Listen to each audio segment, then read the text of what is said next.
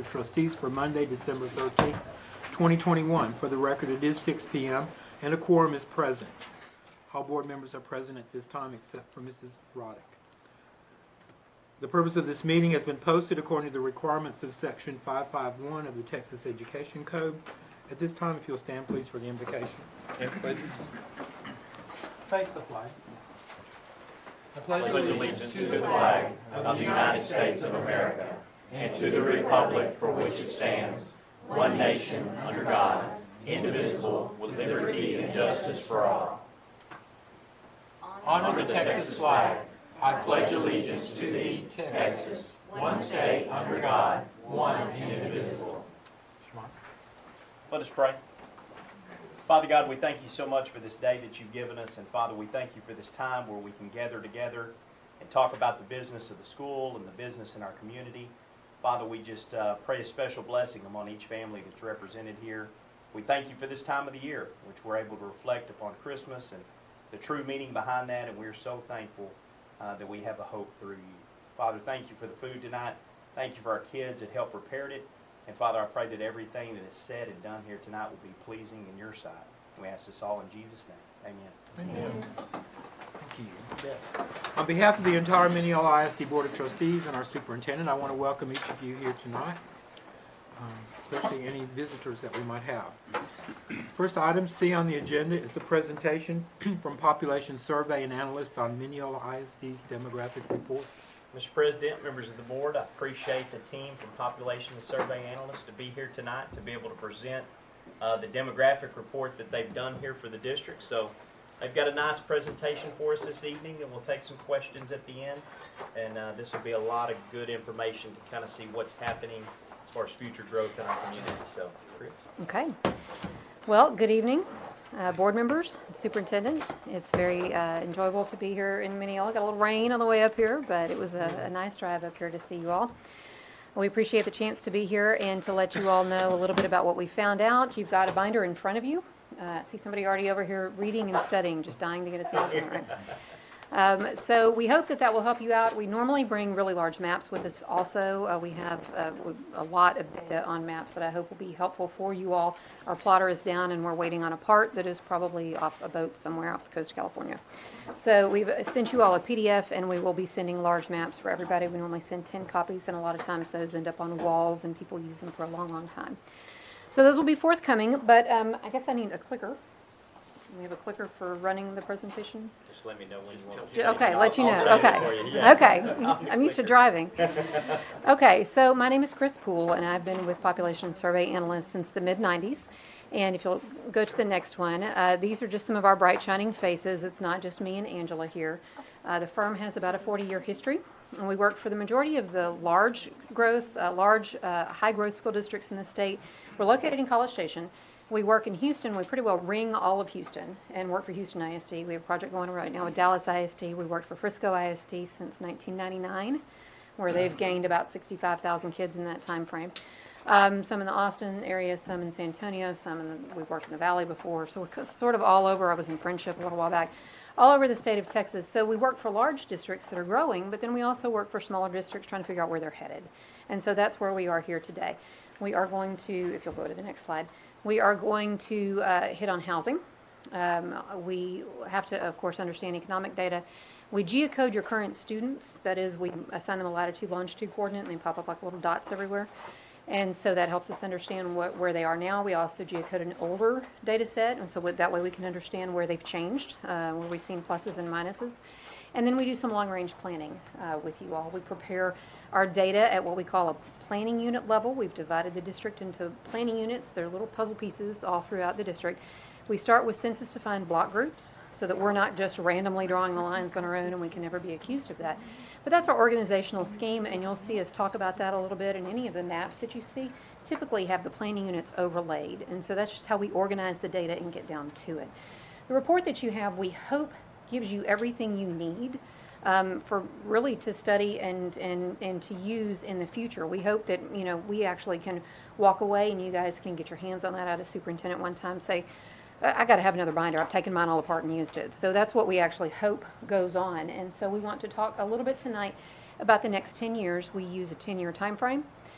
We know that the first 5 years of that projection period, we think, are going to be more exact, of course, than the last 5 years of that projection period. But when you're looking at a school district where you've got to, if you want to need to build in their high school, it's 2 years to construct it, and you've got to get site work done, and you've got to get design work done, and you've got to get a bond passed, et cetera, et cetera, et cetera.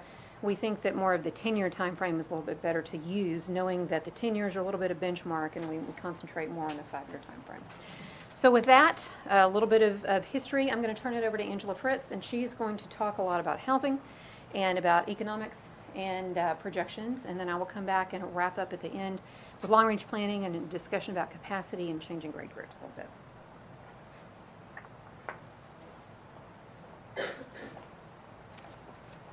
Thank you. Good evening. It's, like Chris said, a pleasure to be here with you all this evening.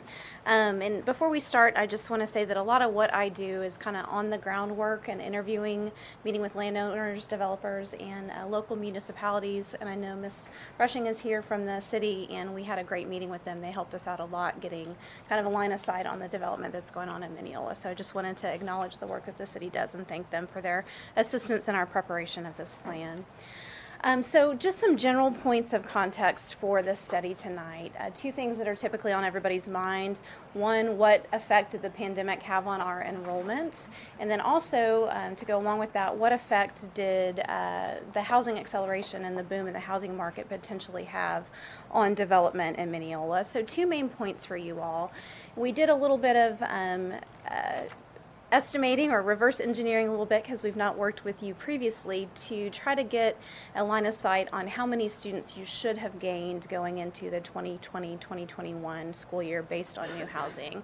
And based on our best estimates, you all actually should have gained about 10 students for 2020-2021, when in essence the data showed that you all lost 55 students in that school year. So our best estimates are, looking at enrollment this year, that there's still potentially about 10 to 15 students that have not returned yet back to Mineola schools. That's not a large number, but for you all that can affect your enrollment. And so we've included that in our growth projections in both next school year and the year after, bringing those students back across different grade levels. So those numbers can be masked, and that's been a little confusing the last 2 years for the districts that we work with, but I wanted to kind of explain that up front.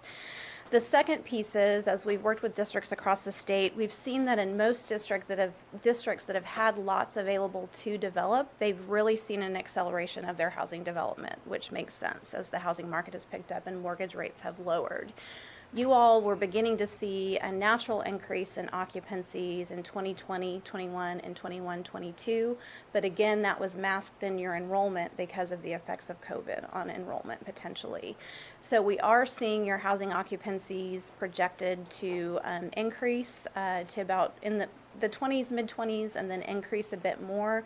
And you'll see all of that in the detail in your full report. We'll talk about it here a little bit later too. So it's not that your housing accelerated necessarily in Mineola, it's that yours was starting about that same time and it was kind of masked by COVID. So that trajectory is projected to continue. So just a couple kind of broad points of note to keep in mind as we work through some of the data tonight. The first few slides coming up here, you can go ahead to the next one, are just some basic contextual information on the district. We create for each of the districts we work in what we call red maps, which are kind of heat maps, and you'll see the red, yellow, green color scheme. This just gives you an idea of where you stand next to some of your geographic cohorts in the East Texas region. So for total school district enrollment, this comes straight from the TEA snapshot data for fall of 2020, which is the most recent set of data available at the state level. Mineola ISD was 24th with a total student enrollment of 1,591 students. Go ahead. We're going to kind of breeze through these first ones. Then if you look at 19 to 20 change, you see that Mineola was 39th, and there's that negative 55 students in enrollment we talked about.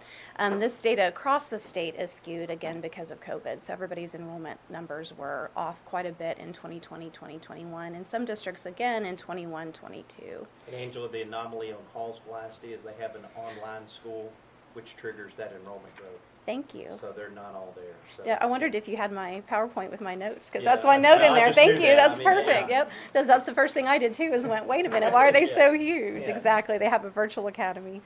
If you look at that 2019 or 2015, 2016 to 2021, again, Mineola is about 26th, with minus 16 students change in enrollment over 6 years. And then our next slide is just going to be, not the percentage change, it's just going to be the total enrollment. So your annual growth rates, this gives you history back to 2008, have ebbed and flowed, as you can see, up and down a little bit year to year. That's not uncommon with our smaller school districts. And then, of course, in 2020, you see the 2.8% decrease. Again, that's due to COVID, nothing surprising there. The statewide average in 2020 was about 2.2% statewide. So you're in alignment with that. So all in all, again, your enrollment has ebbed and flowed historically, but generally it has followed a trajectory of slow or steady growth here in Mineola. So that's some of the background that we're working with. Next, we're going to look just very briefly at your changes in grade groups, and we'll come back to this at the very end of my portion of the presentation when we talk about growth scenarios for high, low, and moderate growth scenarios. But if you notice, for 2021-2022, so this is based on the data that the district provided us in October, you'll notice your grade groups rebounded in your lower grade groups, EE through 5th, and your 6th through 8th graders, which is what we've seen kind of across the state based on kind of parent comfort levels and the ability for children to get vaccinated at certain ages, different dynamics relative to the pandemic. But the one grade group that did not rebound was your high school students in 9th through 12th. So there may be some unique characteristics of the district that could have come into play along with the pandemic that caused that return to be lesser in those older grade groups. So just kind of a point of note on that anomaly. We can continue. When you look at your economically disadvantaged proportion of students, this is probably a number that you all are well aware of, but you're right at 60.8%. And again, in this East Texas region, that puts you 36th. You kind of right in the middle for the percentage if you look at those colors on the map at yellow. So just, again, another point of context for you all. And then same thing here, we look at statewide districts of 1,000 plus students. You guys are 252nd in the state. Some just facts there relative to that. And kind of our last basic demographic slide, excuse me, there's really not a ton to talk about on this slide except two main points, and that's your median age. This compares the demographics for Mineola ISD to the Tyler metro area, which is the closest kind of large metro area with data to compare. If you'll notice, now these are what I'm going to call lagging indicators. These are based on the American Community Survey, and so they're I believe 2019 is the most recent set of data for that, but your median age here in Mineola is about a little over 5 years older than the median age of the Tyler metro area, at least historically. And then when you look at your population ages 5 to 17, which is going to be your school age population, you guys are a little bit smaller proportion historically school age population than the rest of the metro area.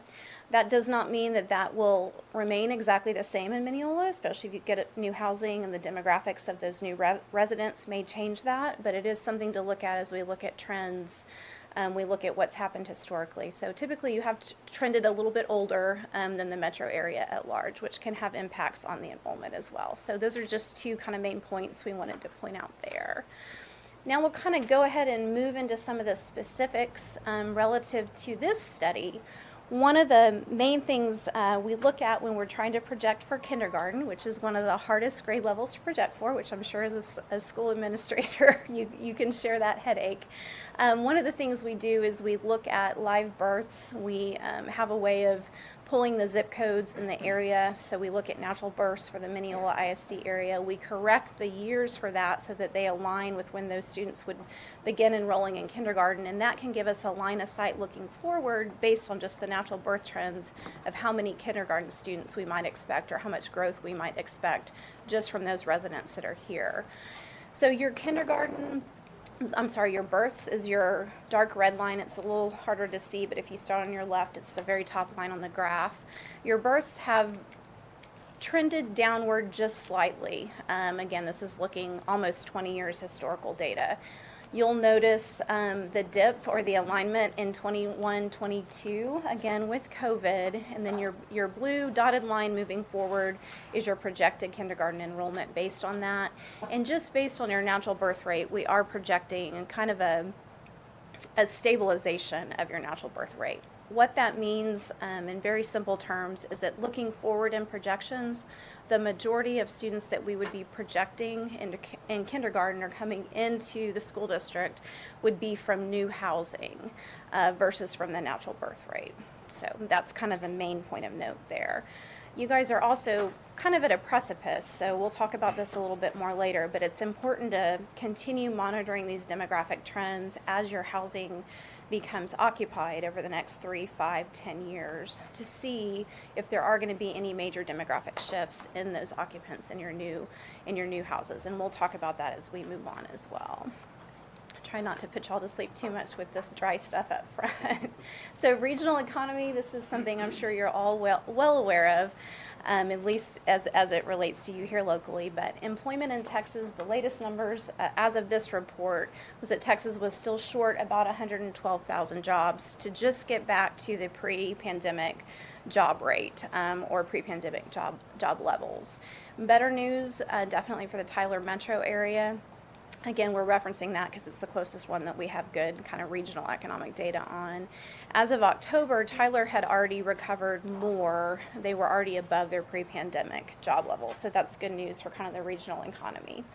The housing market overall, nationally and in Texas, is starting to show some signs of stabilization. So in Texas, Q3 sales, which would be July through September, had slowed to just nearly a 0.1 or a 1% increase across the state, and that was a decrease of over 5% year over year for the Tyler MSA. So the Tyler MSA housing sales slowed at a faster pace than the state housing sales in the most recent quarter. Supply does remain constrained, especially in the $200,000 to $300,000 price range, and in the Tyler MSA, the days to sell a home fell 22% year over year. So houses are selling faster, which is another indicator of that supply remaining constrained. And then, of course, we're seeing across the state a sharp price appreciation, in homes, which is eroding affordability, which is slowing the market then as well. In the Tyler MSA, there was a 13.7% increase in the median price of a home in the last quarter, year over year, which took it to $267,250. So again, just some context to keep in mind in terms of how much longer, this is the big question on everybody's mind, including ours, how much longer can the market continue at the pace that it's going at, and what effect will that have for you all locally?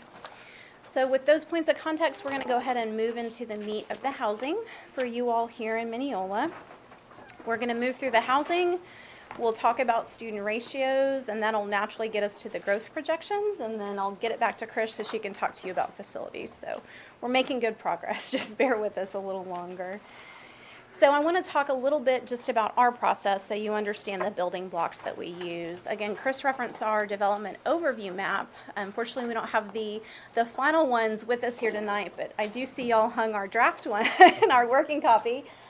So that was what we started with. You'll see the end product digitally, and then you have it piecemealed in your binder. So y'all do have the updated map, but it'll look something like that when it's finished.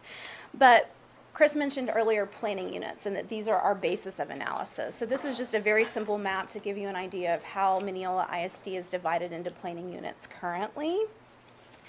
Chris has already explained a good bit about what that is, so I won't go into a lot of detail, but they're basically your attendance boundaries that we've split into smaller portions that could be used for catchment areas, but it allows us to drill down deeper in our analysis and look at trends at kind of micro levels. So we'll look at housing units based on those, housing projections based on those planning units, as well as student projections. The map we just switched to, is this just gives you an idea of the parcel. We pull the parcel data from the Wood County Appraisal District. These are your parcels overlaid. We also do a parcel level analysis for as much of the district as we can to get an idea of future land use. So not just looking at where we think things will develop in 10 years, but what the potential for development beyond that might be as you get further out. And so you can see the different size of tracts then and parcels that make up the different planning units within Mineola ISD. So that's our next level of analysis. Okay, and now let's get into kind of the nitty-gritty of why we're here tonight. The other thing that we do, Chris mentioned, we map your students or geocode your students. We also have a team member at PASA that physically drives every developing neighborhood and counts houses under construction or occupied. And he does that ahead of when we come in and do field work and create the report. And that lets us create really accurate student ratios, which we'll talk about here in a little bit. So this is very much a summary of the data that we found. You have the full housing projections in your report that go planning unit by planning unit and development by development, give you a brief overview of them as well as how many we expect each year. But your major single family, this is combined single family and multifamily. We will talk about multifamily separately in a couple slides, but it is a very small portion of your projected development here in Mineola over the next 10 years. So this is your projected development October 21 through October 26, so your first 5 years of the planning period. And you'll see the red and blue is another heat map. So these are your total occupancies. The developments that we show in green and yellow, and they are pretty small, but we wanted to do that for perspective. So you see kind of the areas we're talking about versus the potential here. They are shown within the planning units. These are developments that are actually planned, so we know that they are in the works. They've either gone through planning and zoning approval, or they've started work on infrastructure, something of that nature. So it's not just something that somebody's talking about that's probable. It's something that's actually on the books. And the ones mapped here all have greater than 40 occupancies projected within the first 5 years of the planning period. So a lot of these should be familiar to you. They are developments that are currently underway, with the exception of Rose Hill Apartments 2 and the future single-family duplexes. So we have Forest View, Rose Hill Springs, Tuscany Park, and then the other two I just mentioned, which are apartments, second set of apartments there at Rose Hill, and then single-family duplexes off of Meadowbrook. And on the next slide, we're going to talk about the detail of each of those just a little bit. So the first one mentioned on there is Forest View, and this is a Meadows Homes community. Excuse me. As of our driving survey back in September, there were 4 occupied, and we projected an additional 95 occupancies through 2028. So we are projecting Forest View to be built out mid to late projection period for you all. The second one here is Rose Hill Springs. There are multiple builders out in Rose Hill Springs. This is another one that was just getting started when we did this study, when we did the legwork for this study in September. There were also 4 occupied in September there, and we projected an additional 56 occupancies through 2025. So that one we're projecting to build out in the first 5 years of the period. And the last one there is Tuscany Park. I'll come back and explain the number in parentheses in just a minute, but there are certainly more occupied in Tuscany Park so far, 26, with an additional 55 lots planned. There's also adjacent acreage, which is projected to yield another 116 total occupancies by 2029. So these are 3 kind of active developments that you'll see continue to build out through the projection period. Now, the number in parentheses behind Tuscany Park is what we call our ratio of students per occupied home. We're going to talk about all of that here in a minute, but when we match kind of our number of homes occupied and then we geocode your students, that allows us to look at the number of students per occupied home in each neighborhood. And we use that as a basis for our projections. Because some of these neighborhoods are so new on the ground and just starting to develop, like Forest View and Rose Hill Springs that we just talked about, we have to use not just adjacent data from neighborhoods around it that might be similar, but also our knowledge of development and build out in other districts with similar types of neighborhood development. So your student ratios, I I might be getting ahead of myself. Your student ratios can change greatly over time and as a neighborhood matures, depending on the age of families that are moving in and as the neighborhood ages. So we'll come back to that point in a little bit, but I just wanted to mention Tuscany Park, the reason you only see a student ratio right now for it is the others don't have enough to be kind of a statistically relevant sample yet. There just aren't enough homes occupied to draw a conclusion for that. So let's go ahead and move to the next slide. We'll talk about the latter 5 years of the planning period, where everything gets a little grayer and a little fuzzier. But as Chris mentioned, it's important to keep kind of our eye about 10 years down the road, knowing things could change in the meantime. So these are your hot spots for development over the last kind of 5 years of the production period. You'll notice there's not any specific development names on this because these are all areas that we've identified as probable that don't necessarily have anything specifically planned in them right now. But because of their location, their topography, or information we may have learned in interviews with landowners, the city, or other developers, these are areas that we feel like will be the next kind of areas to develop for single family and multifamily, more than likely in the latter half of your projection period. So these areas are mainly going to be, you see planning units 2 and 3, which are up around the developments we just talked about, Forest View, Tuscany Park. There are some adjacent acreages up there that are very highly likely to become single family residential development as well. Some of them larger lot, and some of them will build out as what's up there continues to build out and develop. Other main points of note, you have a couple areas inside Loop 564 in the city of Mineola, both kind of in the northeastern and southeastern portions. And let me get to my notes so make sure I'm telling you the right thing here. I guess the first one relative to those we want to talk about is the bright red one on the map, which is PU 13. So this is kind of southeast Mineola. There is acreage off of Old Tyler Highway that is actually planned for about 45 single family homes right now, so that's included in that planning unit projection period.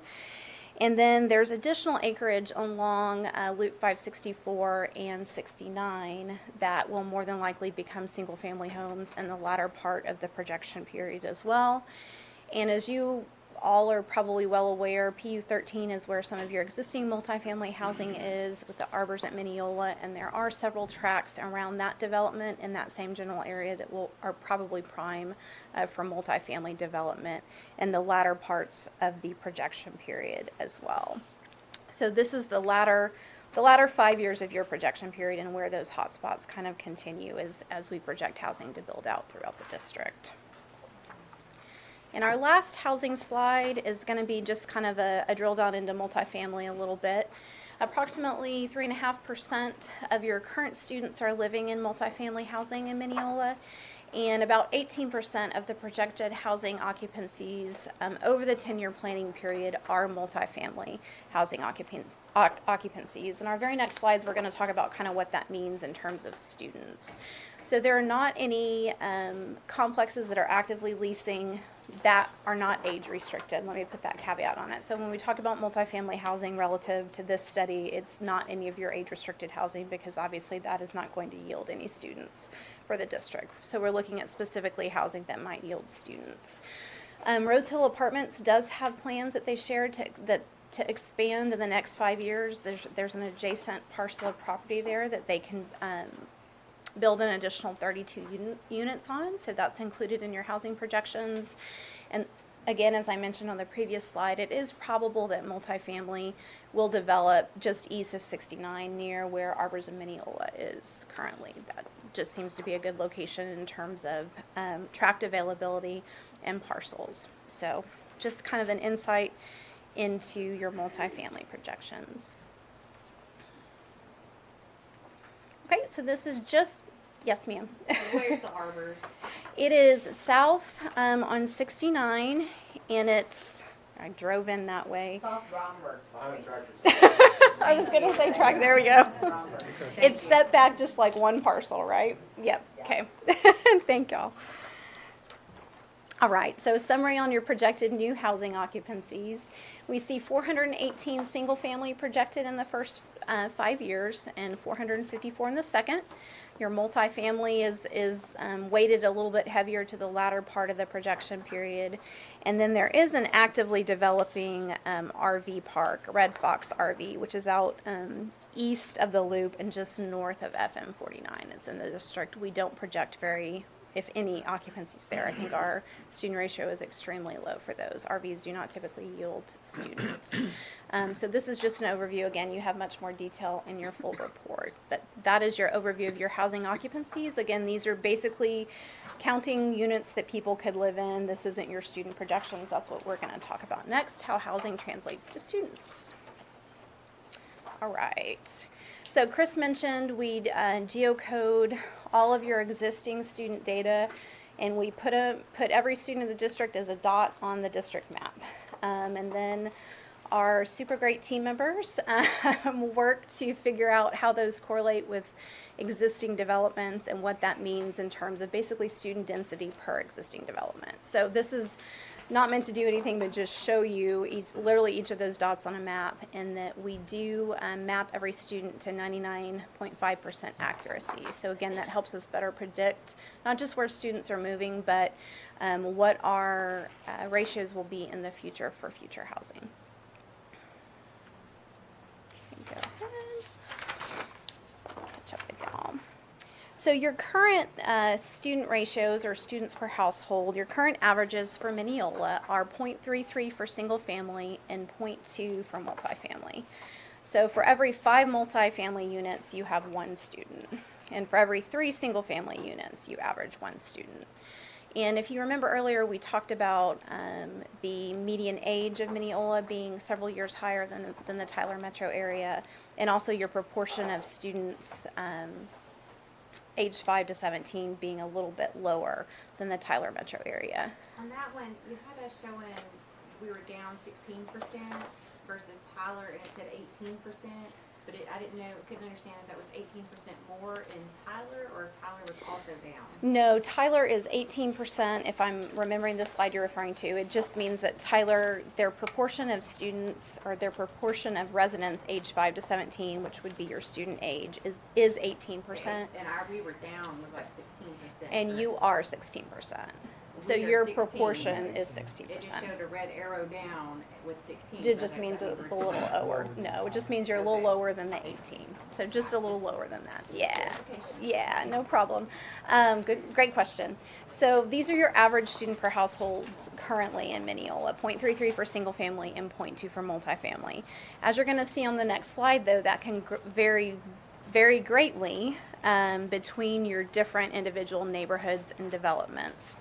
So here you'll see another, a heat map as we call it, red being the higher numbers, blue being the lower numbers of your existing student ratios, or students per occupied home.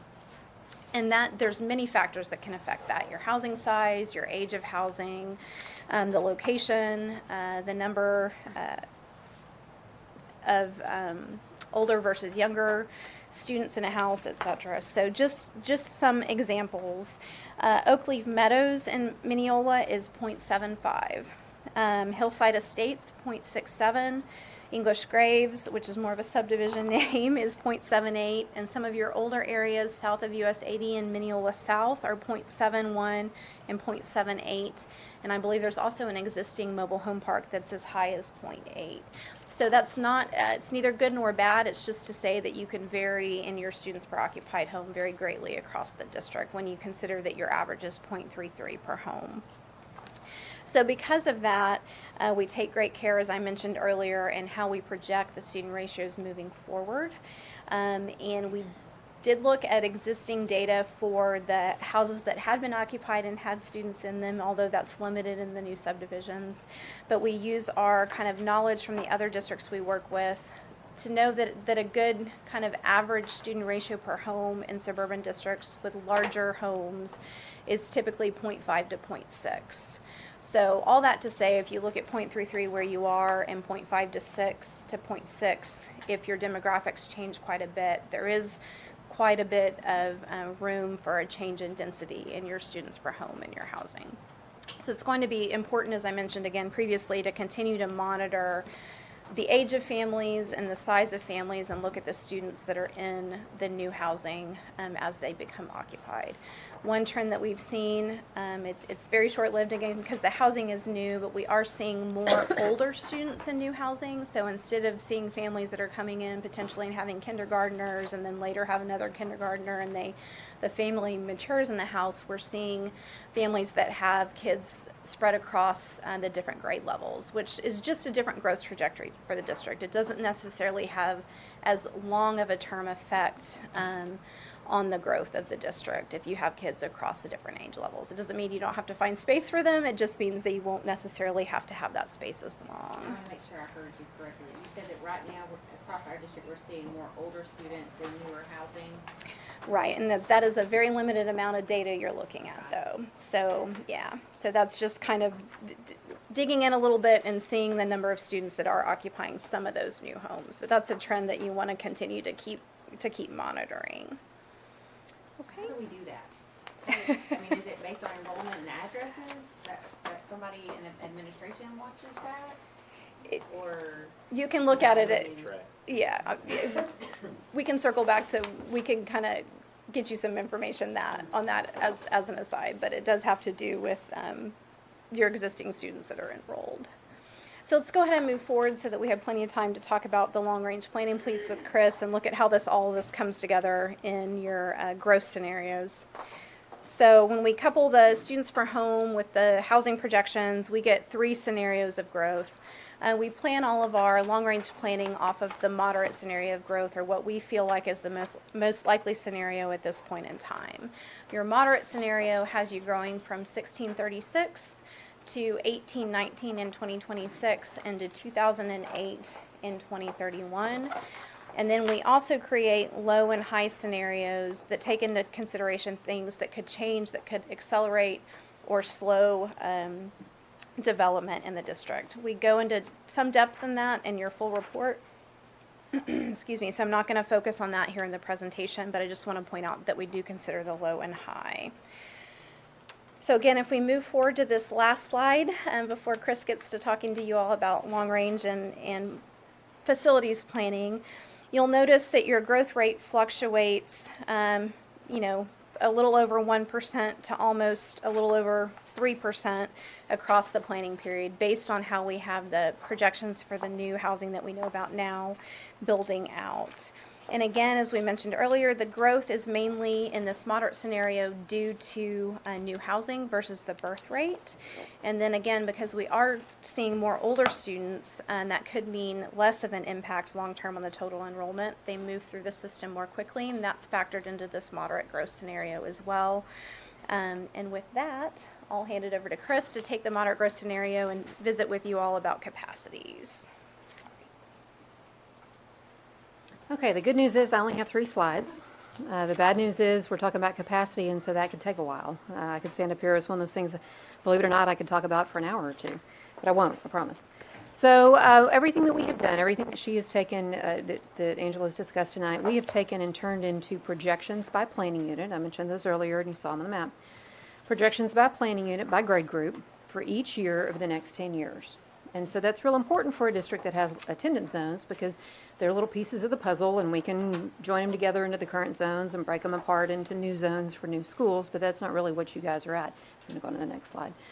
So all of that, though, takes into account everything that Angela just talked about: economy, housing, students per home, geocoded kids. All of this data rolls into the very tail end, which is what you guys want to look at, which is what does this mean for kids and desks in classrooms.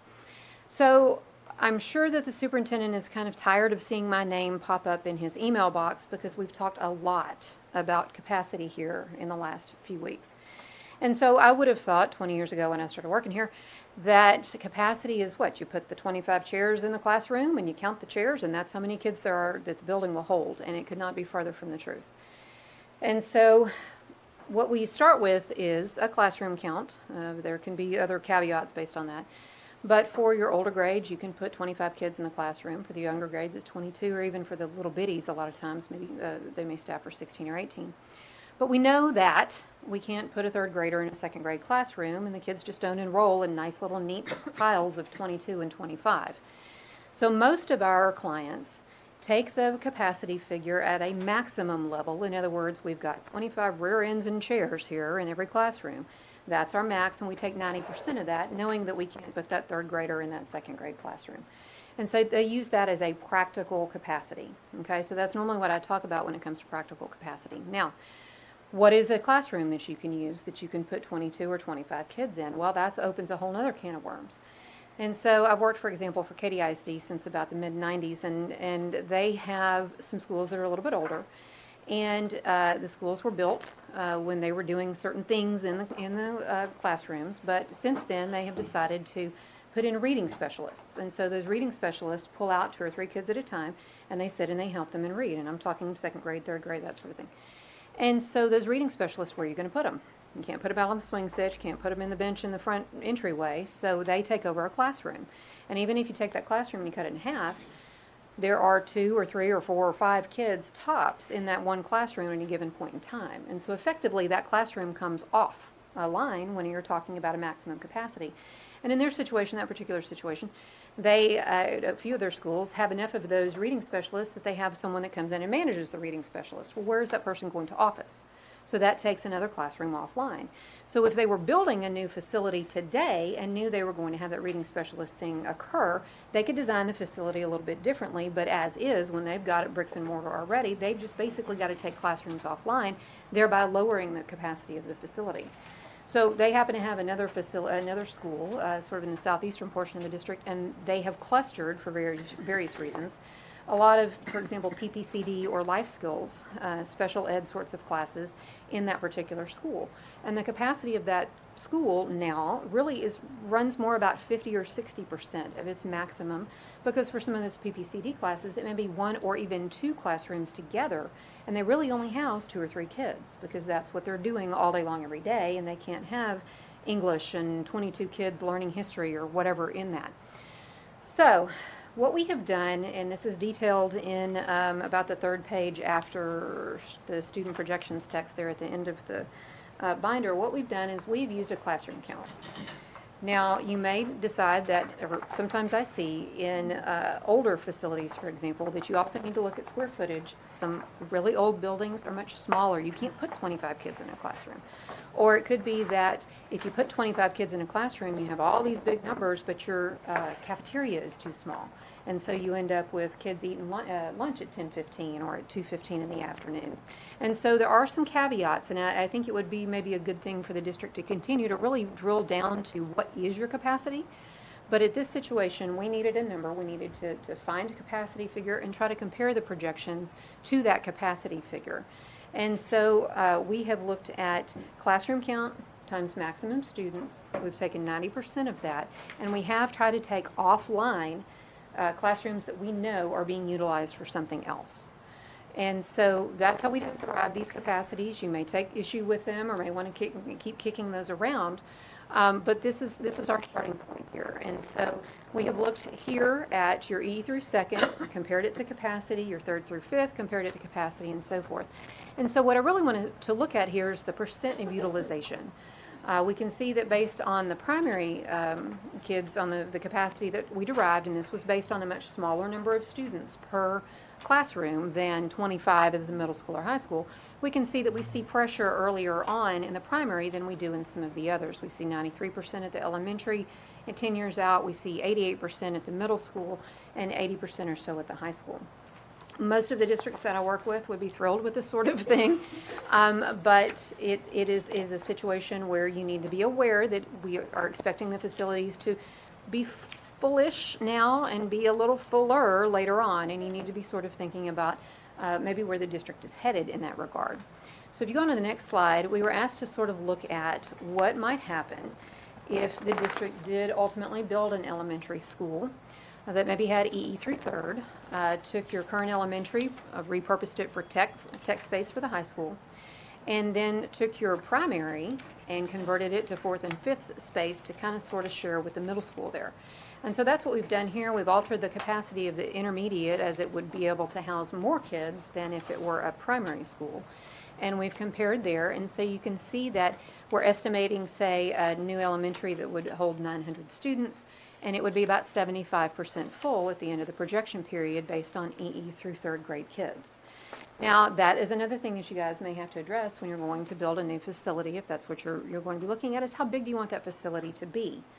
Many of our clients range in the 900 to 1,000, and I say many only because I don't want you guys to think that you have to do what they do. I'm just mentioning them because they've gone before you and made those decisions already. I don't see a lot of elementary schools that are over about 1,100 or 1,200 students. Some, maybe around the 750 or 800 mark. I think every soul out there would like about 400. But they end up being very expensive to run that way. And what I've been told by a district in the Houston area, and this has been several years, is that every time you open a new elementary, or a new school, a new elementary in this case, when we were talking, every time you do that, above and beyond the teachers, you have about $1.5 million or so on your M&O because you hire a principal and a secretary and a counselor and a staff for the cafeteria, et cetera, et cetera.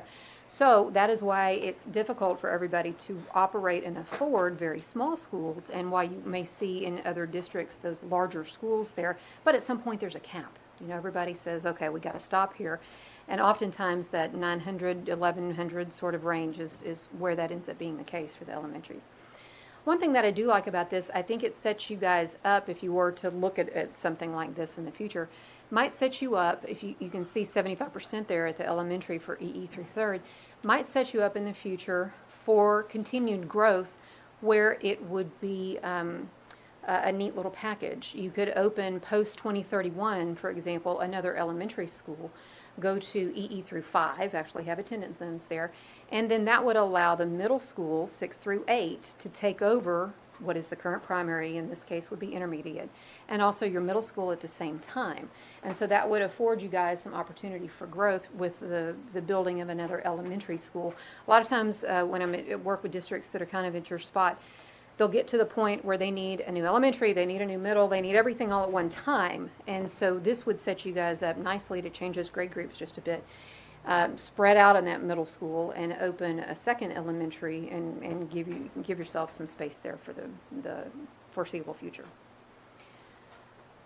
So, I know we've had a lot to say tonight, and I want to open it up to questions. That's the last slide that I have. I know we had some questions during the presentation, and you all were... Sorry. No. That's great that you were actively working through all of that. So we would love to take any questions that you guys have.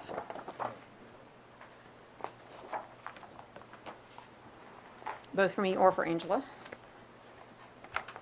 Chris, over the years, Sure. y'all doing this and seeing districts, what are some of those factors that really slow down growth that you would be watching for? Economy. Or people aren't going to jump into building a new house or occupying a new house if they have concerns about job security. That seems really and truly to be the number one driving factor, job security. Coupled with that, and what we've seen, one of the primary reasons that the housing market has gone absolutely crazy in so many portions of the country is low interest rates.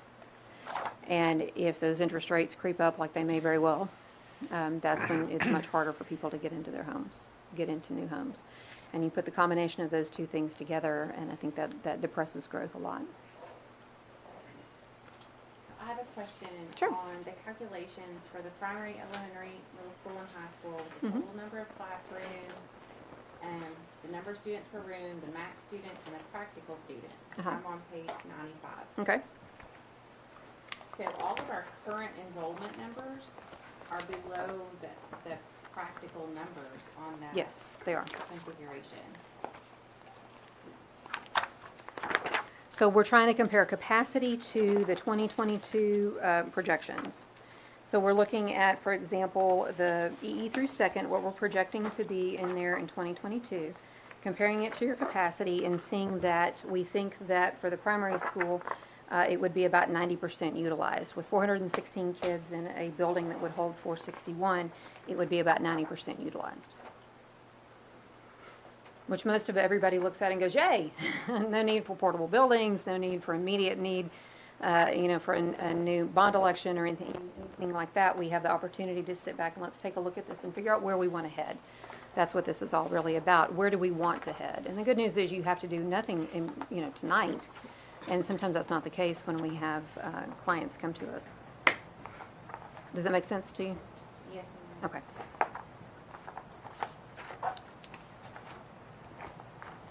Looking at page 15, Mhm. I mean, it doesn't look like from 2000, 2001 to now, it doesn't look like they're really, the growth is kind of all over the map. It's been all over the map. It absolutely has been all over the map. And in some cases, we pull this up, and for the districts that have been growing a lot, that are, say, suburban fringe districts that are gaining kids all the time, we have seen these massive increases in, say, elementary kids, the bars here that are, I guess are red in this case, a massive increase in that red in the middle of the 2000s. That's just kind of what happened in the state of Texas. And then what's interesting, though, is then you see that, and then it's followed by gains in middle and gains in high. And so really and truly, this isn't a foreteller of growth or foreteller of trends much at all, because you guys have been a little bit all over the map. And a smaller district like this, that doesn't surprise me, because it matters a lot when a handful of kids move in. Those kids end up working their way through the system, and just I've done this long enough to know you'll have random bulges of kids. There's no good explanation as to why there are 75 extra kids here in second grade. But next year they're going to be third graders and so forth. This was our check to see if there was something like that going on. Sometimes we see elementary kids, there's lots and lots and lots of those kids coming in, and that tells us what's going to happen in the next several years. That's where I'm at right now, is I'm trying to figure out 15 to how you're coming up with the growth of whatever it was at the beginning. Well, because we aren't just looking at the past. Right, We I try to know, do right, the but- total opposite of Right, that, okay. We try to actually get in there. There are plenty of people out there that don't get their hands dirty and stuff doing the work in the district. They go, nah, you grew 20 kids, you're going to grow 20 more kids. Well, if we do that, I think we're doing you a disservice. If there's land that is available in demand and so forth, if people are starting to turn dirt, then that's one thing. At the same time, if you say, oh, they gained 200 kids when the subdivision was building out, they're going to gain 200 more. Well, if it built out, they're not going to gain 200 more. And so that's why we try to do absolutely the opposite of looking at trends. This helps us understand just what's going on in the district, what has been going on in the district, and we want to be aware of all of that. But then really what we're looking at to drive that sort of thing is what do we think is going on in the economy, and what do we think is going on with plans of developers and landowners in the district. And so if you have a concern about what we have projected, there is at the end of the housing projections chapter, it's just after all of those fold-out maps, there's a really lengthy table, and it details for every single one of those planning units that I've mentioned earlier what exactly we think is going to happen. So-and-so owns this land. So-and-so has a plat for 45 homes here. They're not turning dirt, they don't have utilities, but we're expecting them to be able to put that in, and might have the first homes occupied in 3 years, that sort of thing. And so it also shows on there the ratio that we're projecting for any of those that would come in. And so anytime there are changes that occur in the district, either somebody new comes in and starts turning dirt on homes, or somebody puts something aside and says, no, it's not the right time to do that, you can look at that and say, what did they project? Kind of do the math and say, well, we either need to add 50 kids or we need to take 37 kids offline, because this is the data that we have come up with in the study. So the prediction from the 2022-23 school year to 23-24, like in middle school, drops 30 kids in a year. It's from the cohorts moving through. So on that, you should be able to look at, say, That there's 30 extra in the high school, I'm sorry? so it would show that there's extra in the high school. Either that or smaller ones that have moved in from the elementary school. Smaller cohorts that have moved in from the elementary school here. So for example, you've got 106 fourth graders and 124 fifth graders right now. So your fifth grade, that's when the 110 replaces the 124, that extra 14 is moving out and onto the middle school. And so that same sort of thing would be looking at occurring there. In a district like this that's so small, you do have to really pay attention to those. You know, we've got, for example, this year 108 kindergarten students and 146 seventh graders. And so as those kids work their way through, I'm just looking at big and little numbers there, as those kids work their way through, that's why you get exactly the table like you're talking about. And we were asking about the bar graph. You see increases and decreases just for these random fluctuations in the student population. So we take those random fluctuations as they work their way through, and we put the housing on top of that and see how we think the kids in the new housing are going to pile on top of that and also work their way through. I just have to look at all the numbers. I know, and it's one of those things you could study for 6 months. I mean, really and truly. You know, when you think about, moving from pre-K to K and K to 1 and that kind of thing, and where Right. those kids, and if the numbers hold steady and don't tend to dip, where are they going to bottleneck, or where is it going to crowd? And we normally look at the EE in pre-K compared to itself, and we look at the K compared to 1 and 1 to compared to 2. Because EE and pre-K, a lot of times the changes there are due to programmatic changes and whatever the state has done to us recently, right? And so, but once the kids are enrolled in the district, if you don't have a big pull outside, say to a charter school, a private school, or transferring into Tyler or something, some reason for them to leave, then you've got a good bead on where they are and how those are going to work through the district. This is oddly a really tedious but helpful page, because you can look back on the history and see how they work through. And a lot of districts will gain from K to 1. They may have a church school that is really strong in kindergarten, and then everybody has to leave it and enroll in the district in first grade. So we'll see a multiplier effect when those kids go from K to 1, something like that. In other districts where they have other options for high school, we'll see a big decrease from 8 to 9 because they will head out and go someplace else. How do you factor in the students that transfer into the district? Don't live here, but that's affected our numbers. I left here in '97 as superintendent with 1,416 students. Okay, 24 years later, we have 1,613 students, but a pretty good percentage, a pretty good number of transfers. So how would that play into the projected numbers? For what we do, we have data, and I'm not sure it's actually in here because the numbers were smaller. We pull data from TEA, and we pivot data out so that we can get how many kids, well, 2 ways really, data from TEA and your geocoded kids. So we take the data from TEA, and we can look at where they think kids are transferring around. We can get some data that way. So we have a table that shows how many are transferring to charter schools, and it was like 4 or something in the district, and how many are transferring between ISDs. And so sometimes that's a lot. I don't know that it's in here, and I don't remember that number off the top of my head. Angela may know more about it. Then secondarily, we also can look at your geocoded student population because what we do is we get a download of data from the district, and we geocode every kid that's enrolled. So if they don't fit on our map, that means they're from someplace else. And we have somebody who is doing, her job would drive me crazy because she tries to get at every single child. And we said 99.5%, but because somebody's always got a bad address, or they moved from Illinois and the address still says Illinois or whatever. But we really try to track it down and be sure exactly where they're coming from. Because we have data from TEA and can look at how they're transferring between ISDs, we can get a bit of a trend.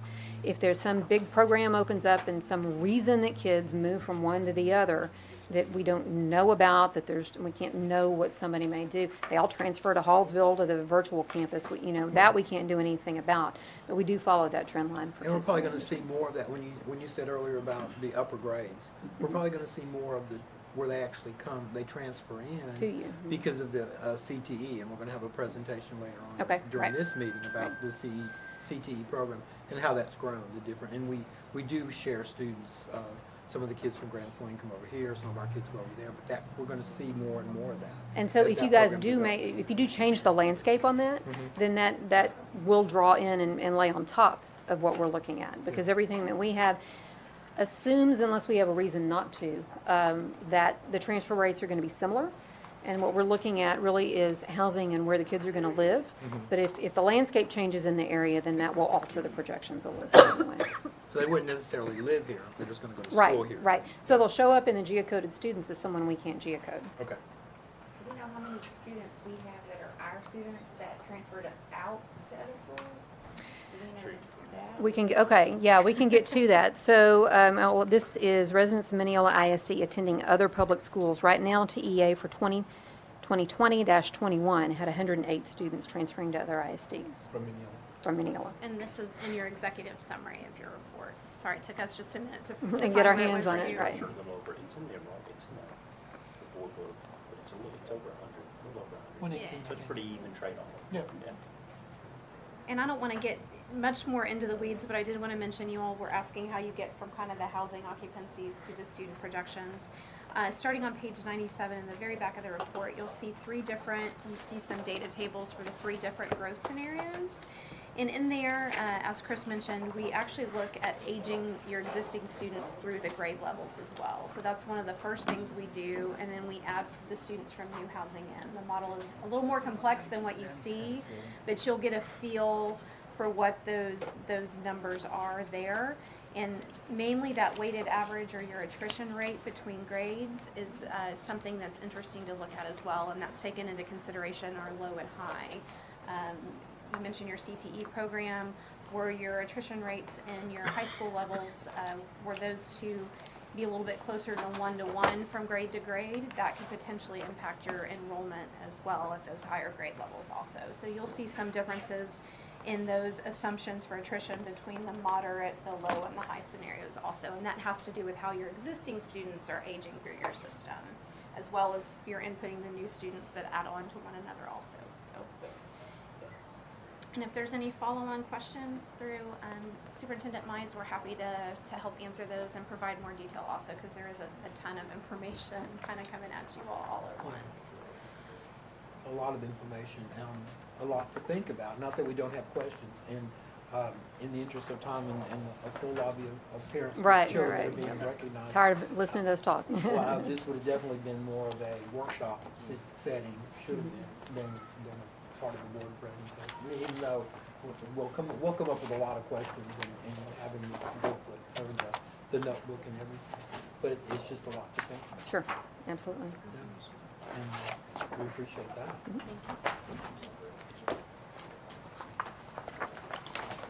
Any other questions? Thank y'all for the They'll come opportunity. to you through Mr. Miles.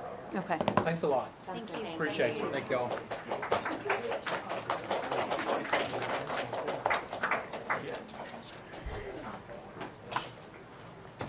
think let's do the recognitions and then go back to Casselberry. I know, but with all them sitting there.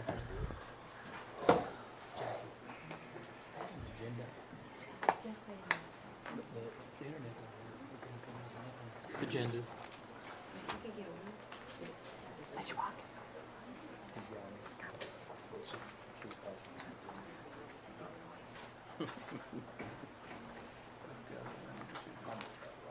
Need more? Just 3? Okay.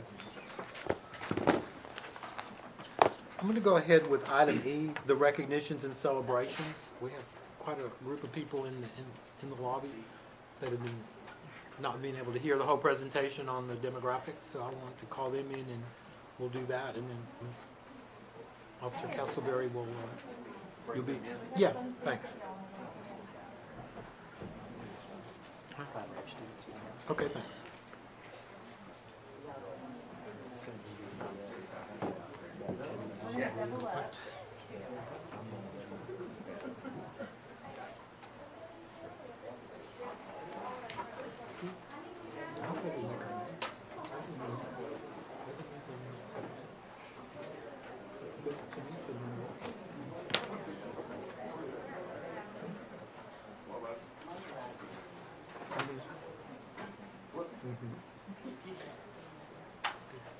Didn't know.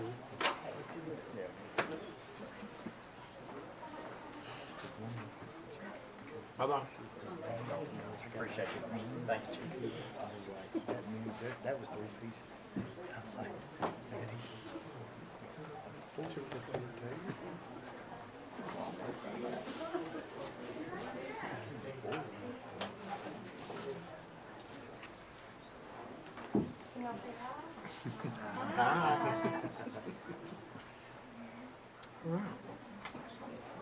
So,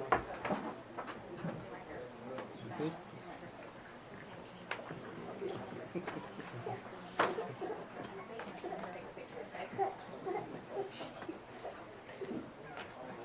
Oh, there you go.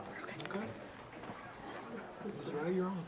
Y'all ready? We're ready. Well, good evening, everybody. Thank you. It is my pleasure to announce our Mineola Primary School Students of the Month, Miss Madeline Marder and Mr. Copeland Gardner. These students are both pre-K students in Mrs. Bruce's class, and they are shining examples each and every day of school of leadership, respect, and friendliness. Mrs. Bruce shared that Madeline is a joy to have in class. She brings a beautiful smile and a positive attitude with her daily. She walks in the building with a smile every morning and carries it all day long. Just a joy and a beauty to see. Her love for learning is very apparent, and we are thankful for her kind and caring heart. And she is joined here tonight by her parents, Matthew and Laura Marder. And Madeline, do you want to tell them what you want to be when you grow up? Yeah. She's got the spirit, too. All right, and then Mr. Copeland here is his parents. Nicole is here, but his father, Vincent Gardner, as well as his big brother down here, Vincent Gardner Jr. Copeland is the definition of respectful. He is very hardworking, little jacket, is trustworthy and dependable, and Mrs. Bruce shares that they are very blessed to have this young man in their class. And Copeland, do you want to share what you want to be when you grow up? You want to tell them? What do you want to be? Police officer. Hey, all right. He would be a great one. A man with integrity. So, Good job. Miss Madeline and Miss Copeland, if y'all want to go right up there and see Dr. Abbott and get your award, and then turn around and get your picture, okay? Wait a minute. Hold still and get pictures. Let moms and grandmoms turn around and face the crowd. No, don't cut your face. Put it down a little bit. There you go. There you go. There we go. All right. There we go. All right, beautiful. Congratulations, you two. Thank you. Good job.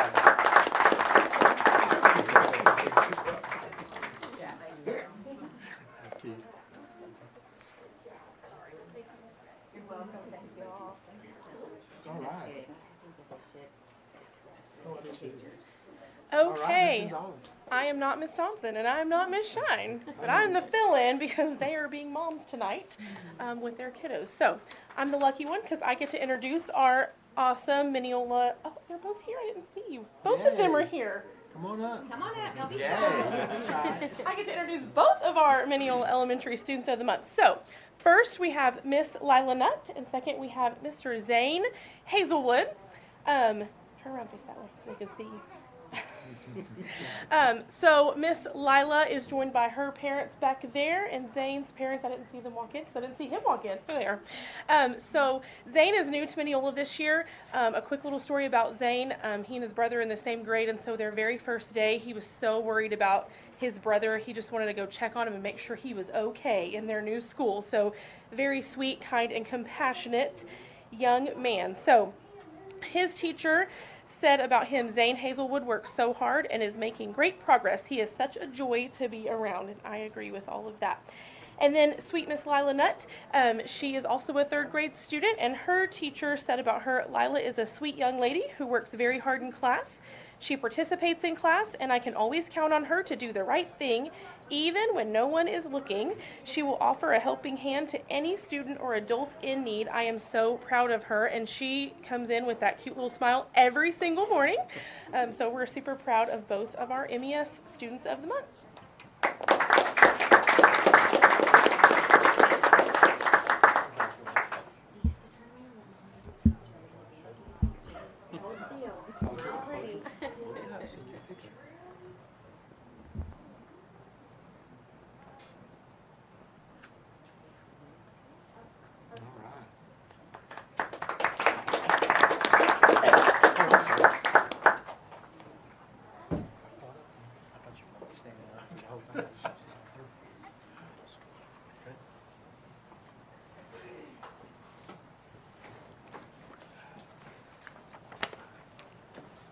All right.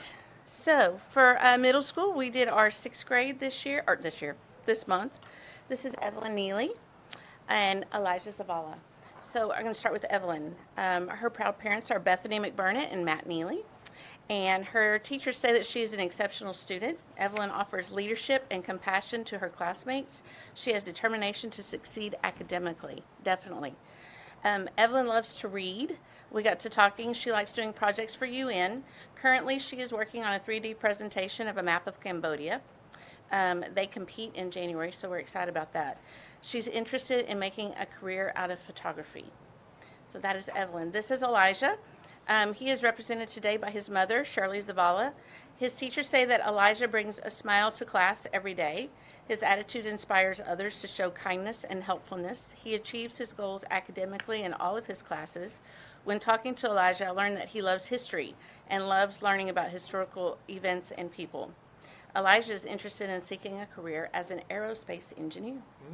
So these are our middle school 6th grade students of the month.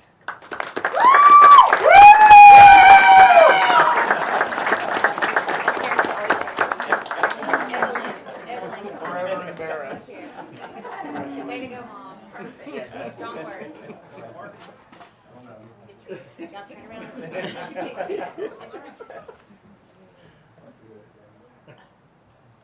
Well, she didn't turn near as red as I would have. She'd wait till she gets out there. Gotta love that excitement. Come on, high school. Let's see, can you follow that up? I don't know if I can follow that up. But this is fantastic freshman month. December students of the month are freshmen. And I want to introduce to you Gabriel Bardwell and Jamie Kate Casselberry. Gabriel is a freshman at Mineola High School where he participates in soccer, cross country, and track. He's a part of our Green Hand Chapter conducting team in FFA where he serves as reporter. He's also, in his spare time at school, with 8 classes and all that other stuff, he's involved in FCA and our 4 club. Outside of school, he's active. In his youth group at Life Source, he serves the community by cleaning up yards and houses, and he leads a children's church group on Sundays. In his free time, you'll find him running through the woods behind the house playing airsoft with friends. He enjoys football, soccer, and basketball, but what he really loves is kayaking with his family down those rough rapids. He loves to travel, to see, and try new things. And what's exciting to me is after graduation, he plans on training and preparing and serving his community and fellow man by being a pastor. The next is Jamie Kate Casselberry. Jamie Kate is another fantastic freshman at Mineola High School. She too is involved in our Green Hand Chapter conducting team in FFA. She competes in volleyball and basketball and is looking forward to the spring where she'll compete in softball and golf. She's also a cheerleader when she has time and will compete with the UIL cheer team in January. Outside of school, Jamie's involved in the youth group at First Baptist Church, Mineola, where she too volunteers with children's ministries. In her spare time, she enjoys time with family and friends, and she absolutely loves going to Christian music concerts. After graduation, she plans on going to Tyler Junior College, getting her dental hygiene certification, and then continuing on to become an orthodontist. You got to love freshmen with plans like this that serve the school and man. We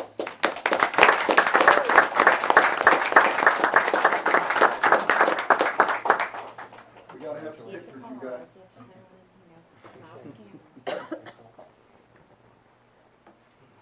Smile.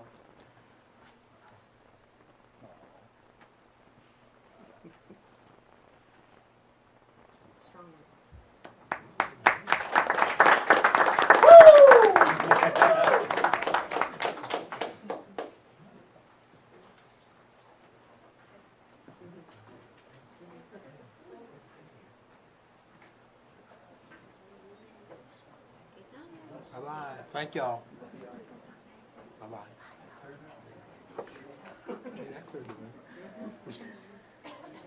Run while you can. Exactly. I didn't say anything about later.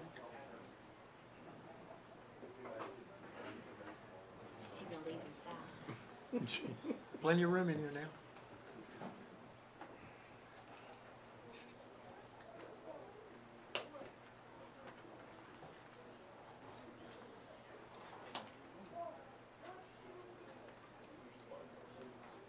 Ready?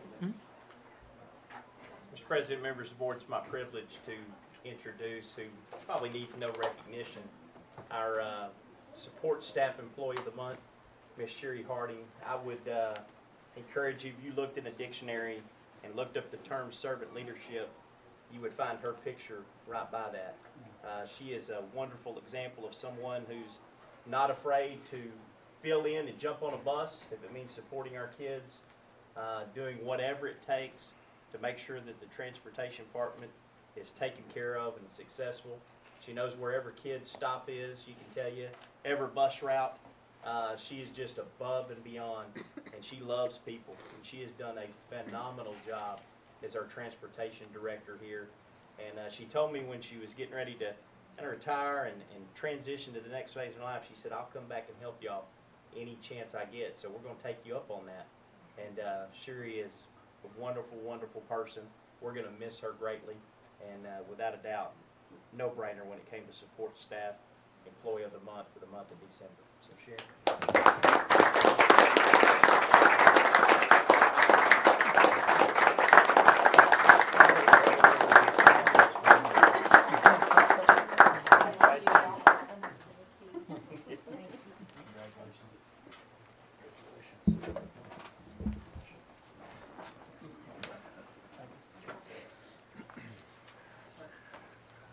Thanks.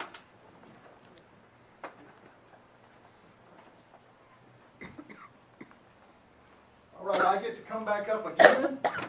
It is so exciting that in December, we get to introduce the Mineola High School Teacher of the Month. Miss D, come on up here. Miss Terry Devendorf is Mineola High School's Teacher of the Month. She is homegrown, Mineola graduate. Even her family graduated from Mineola High School. And she's an extremely vital part of our fine arts department, where she teaches drama, theater production, and debate, and where she carries on the proud tradition of theater here with outstanding shows throughout the year, as well as very competitive UIL one-act plays each and every year. She loves the tradition of theater. You can see it in her face and the way she goes about things each and every day, and today I witnessed it. She brought Mr. Larry Wisdom back home in there where he could share in his 50 years of experience in the state championships that he's had with our kids. She does this all the time, brings those folks in. This year we asked her to take on a couple of new roles that we felt would be beneficial to students. I looked at her certifications, and she was a certified ESL teacher. So I asked her, would you take on the role of loving and teaching our ESL students? She did it without a question. I noticed she was certified in English. And I asked her, would you take a period a day and go out to DAEP and ISS and work with those students over there so they would have a teacher on hand to go through English? She did it without hesitation. She loves our kids, and she loves that high school, and we love her. She's amazing. I've got some comments from colleagues and some comments from students that I'll share with you. One said, kudos to Miss Devendorf. She's been flexible with scheduling, curriculum, and balancing out her teaching with and without technology, so that each and every ESL student has their needs met. She's excellent at communicating what she's doing. She sets high expectations and individual goals with each of her students. Her determined yet gentle personality has made students feel comfortable, feel free to talk to her, and it helps them to get out of their comfort zone and improve their English skills. She's simply an amazing teacher. Another said, what can I say about Miss D? She's extremely passionate when it comes to her job and her kids. I've been fortunate enough to participate in a few of her productions, and it's given me a first-hand experience in being one of her students. There's always time for silliness and fun, but when it's time to get down to business, things get serious, and no one is exempt from the high expectations of their performance. She has taken this same approach with her new assignment as our ESL teacher, and I've witnessed her one-on-one pinpointing areas of need for our EB students and creating relationships that allow these students to feel comfortable in their growing mastery of the English language. The relationship piece in teaching is extremely valuable and is something that she does so well and so effortlessly. Miss D is simply an amazing teacher, mentor, person, and I'm proud to call her my friend. Her students say this, and there's kind of a thread in here. Miss D is passionate about theater and her theater kids. She stays positive despite how much pain in the tail we can be as high school students. I've had so much fun in her class and learned so much, and I'm extremely proud to be a part of her theater class. Another said, I enjoy how hardworking she is. Even if we, her students, are being a pain, she never stops putting in countless hours of work for our benefit. Through thick and thin, she always stays with us and never stops believing in us. We love you, Miss D. Teacher of the Month. Miss D.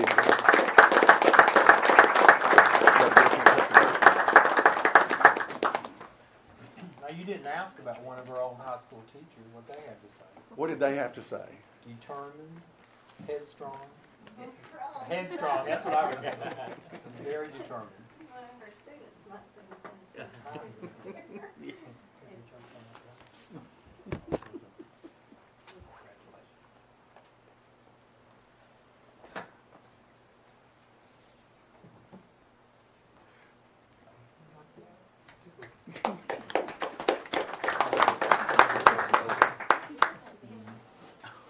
Okay.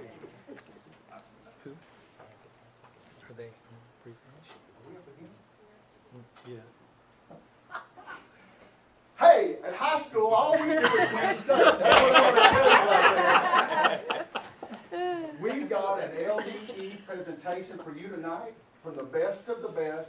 Ms. Martinez and Mr. Wernicke will introduce them and what they've done. Well, this is good stuff now. Bringing home the gold. All I'm going to do is really quickly introduce someone that took this team to the state and won the whole thing. We have raw talent here. We have 3 girls that are amazing. But I want to give 100% credit and 100% just a big thanks to Ms. Martinez. She did an incredible job with this team. We had a great experience at the state contest, and ladies and gentlemen, we won the whole thing. It was outstanding. So Ms. Martinez, come on.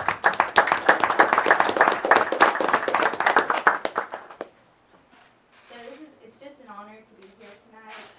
So Advocacy is a leadership team where the purpose is to create a 6 to 8 minute presentation, and you have to advocate the importance and significance of Texas agriculture. So the way you set up your presentation is up to you. How creative you want to be is up to you. So some of you remember 3 years ago, Ava and Sunny started off on the team. We had Claudia Briga, and last year we had Alex Briga, and this year we had the pleasure of adding Miley to our team. And so for the past 3 years, or for the past 2 years, we had gone to state. They won 3rd in the state of Texas their first year, 8th last year, and I guess 3rd time's the charm. And so this year, we won the whole contest with over almost 300 teams in the state of Texas. And what's remarkable is, unlike most contests, we're not broken up by school size. We go against 6A schools, 5A schools, and so they went against, big dogs, and they came out winning. And so I'm just very thankful for the opportunity to be their teacher. They're amazing young ladies, and I know they have a bright future. And I'm very thankful to have worked with Ms. Warren because we had numerous kids participate in leadership contests, and it takes a team effort to get a team to state. And so we're very blessed to be a part of a school and community that supports our programs. I do want to thank you all for always supporting us. And so without further ado, Ava, Sunny, and Miley will present their Texas Ride through Texas Agriculture.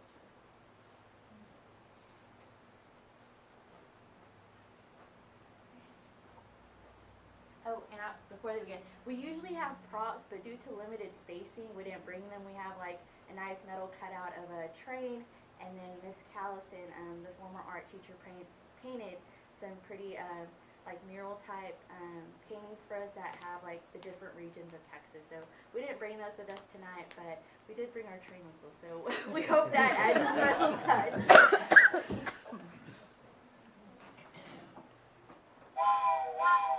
All aboard, all aboard, choo-choo!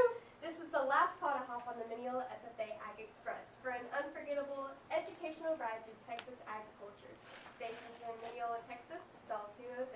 Any good conductor first introduces herself. My name is Miley Fisher, and my experience includes riding the historic train at Six Flags and having a 3-month-old driver's license.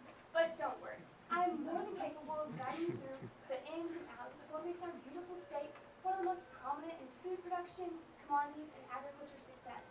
To ensure you are safe and comfortable, especially with Miley driving, I, Ava Johnson, will be serving as your attendant. I'll be walking around, refilling snacks and drinks, punching ticket cards, but most importantly, making sure seatbelts are fastened for the exhilarating ride ahead. Being your tour guide, I can confirm that. Good evening, my name is Sunny Ruffin, and I'm so excited to be here advocating for the importance and value of agriculture. Today, we will be highlighting some of the key aspects that make the Lone Star State so great, from the sweet citrus fruits down in South Texas to the powerhouse of meat production in the Panhandle. Sit back, relax, and enjoy the ride through Texas agriculture. For our first stop, we will be heading to the Rio Grande Valley, which is located in the southernmost part of Texas along the Rio Grande River, the natural boundary separating Mexico from the United States. The majority of citrus fruit grown in Texas is found in the Rio Grande Valley. This part of the state offers Texas citrus growers a warm climate perfect for citrus fruit to thrive in. Texas grapefruit is known for its unique color and tangy flavor. Texas, as a matter of fact, is home to the world-famous Rio Star grapefruit. The Rio Grande Valley has over 27,000 acres dedicated to citrus production alone. To advocate the importance of their crop, there is an annual Texas Citrus Fiesta, a celebration of the bountiful winter harvest of fruits from the lush subtropical Rio Grande Valley. For the past 82 years, the Texas Citrus Fiesta has taken pride in providing unforgettable experiences and memories by promoting values of leadership, education, and community. They host not only local but state and national businesses. If you take a look to your left, you will see a glimpse of the fiesta as we coast through. I know you wanted a party, Miley, but the Mineola FFA Ag Express is on a tight schedule. Get your tickets out, riders. Next stop, West Texas, where the weather will be drier than the heart of a haystack. Now, I know long road trips can get boring, but let me assure you West Texas agriculture sure isn't. West Texas is known for its major crops, including corn, cotton, peanuts, wheat, and grain sorghum. Cotton is deeply woven into the cultural and economic fabric of Texas as we lead the nation in cotton production. It's also known as the state's largest cash crop. But to Texans, it's not about growing more cotton than everyone else, it's about doing better. Advancements in technology has made cotton farming more efficient than ever before. These innovations are on display on cotton farms and in manufacturing facilities all throughout the state of Texas. Biotechnology now allows these facilities to use fewer chemicals in the process, improving the overall health of the plant. Well, guys, I think it's time we exit cotton country and head on over to the Panhandle, the powerhouse of beef and cattle production. Passengers, get your tickets out as we move on over to our next stop. The Texas Panhandle is the nucleus of beef production.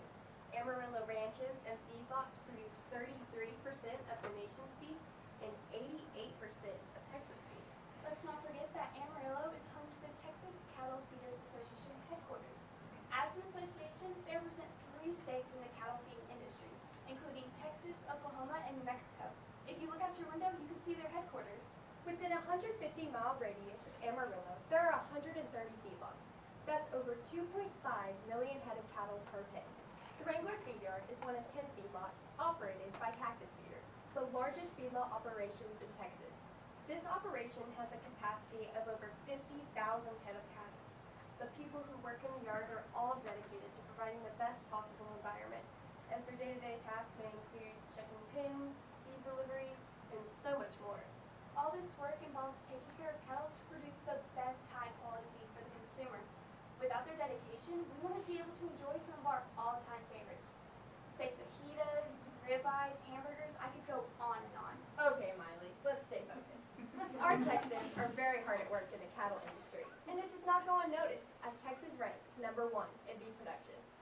they say, y'all, everything's better in Texas.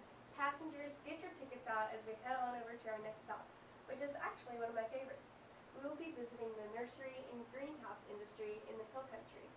This sector of agriculture is known as the green industry, which includes floral design, landscaping, gardening, and horticulture.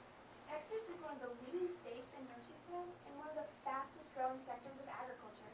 Looks like we've made it to our next stop.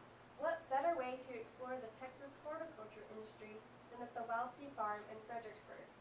Wild Seed Farm has been growing fields of wildflowers for over 35 years.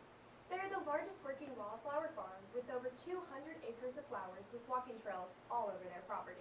This farm has multiple varieties of sunflowers, including the lemon queen sunflower, the Maya sunflower, and the gray striped sunflower. These sunflowers go into full bloom in late summer and stay until late autumn, making a perfect background for pictures. That's right, Molly. Let's get a selfie before we head home. Cheese! Passengers, get your tickets out as we head on out to our last stop, our home, the Piney Woods of East Texas. East Texas is home to many poultry farms, including Sanderson Farms, Pilgrim's Pride, and Tyson Foods. Shelby County in East Texas ranks 7th in the United States for poultry and egg production at $448 million. In Texas, broiler chickens and turkeys are the primary poultry grown for meat production. They're grown on family farms by farmers who have contracts with processing companies. Here in Mineola, we have Jesterdy Farms, who is hard at work to provide the utmost poultry product to our communities and surrounding communities. Shane Elmore, Mineola FFA alumni and owner of Jesterdy Farms, raises his chickens from day-one-old chicks to processing day on green grass and feed. They are moved daily and have all the sunlight and warmth they can enjoy. They are truly living their best life. There is a Jesterdy Farms Facebook page that displays many educational videos and articles to help educate the consumer. Our ag leadership class had the opportunity to listen to Shane share his livestock handling practices. It was a great way for us, as well as the other FFA students, to see a real-world application of what we've been studying in the classroom. Well guys, looks like we've made it to the end of our trip. We hope you enjoyed our train ride across Texas agriculture. It's amazing to know the impact that farmers, ranchers, and agriculturalists have on their everyday lives. Agriculture is the essence to our livelihood. In these particular times of uncertainty, we are humbled to have the opportunity to share with you the importance, value, and significance of agriculture. Though the seatbelt sign may be off, the Mineola FFA Ag Express must stay on track. Fellow riders and future agriculturists, we would like to thank you again for joining us today. Please feel free to take a few more photos, purchase souvenirs, or ask us any questions you may have. Thank you.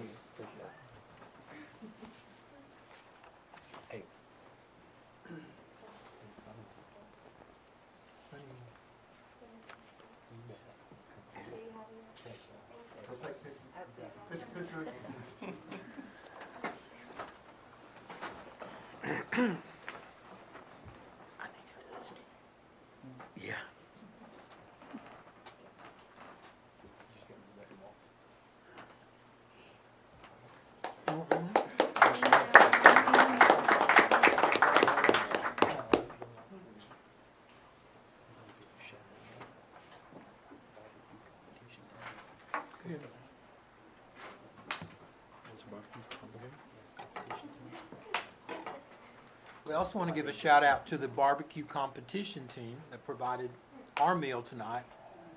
Super job. So congratulations to them. Next item on the agenda is the CTE program update. Ms. Foster.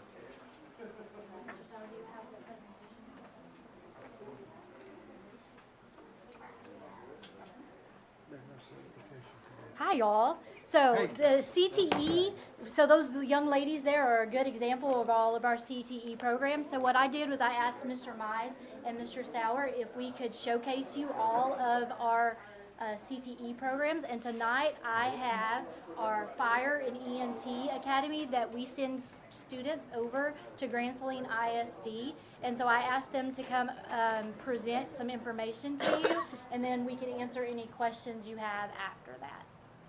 So Mr. Barker, Mr. Simmons. Okay, Mr. Simmons first. Mr. Simmons is the director of the Fire Academy at Kilgore College.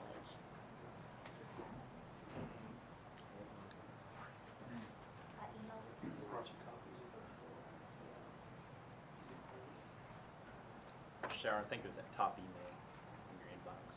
Yep. Thank you.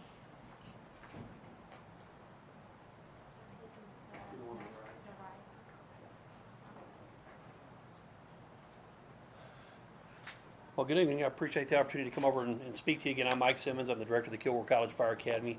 I've been in the fire service now going on 24 years. It's hard to believe. I still feel like I'm barely starting the fire service, but you wake up, next day time flies by, and 24 years later, here I am at the college. I've had the fortunate opportunity to serve the city of Garland. I then went down to the city of Kilgore, served as the assistant chief operations.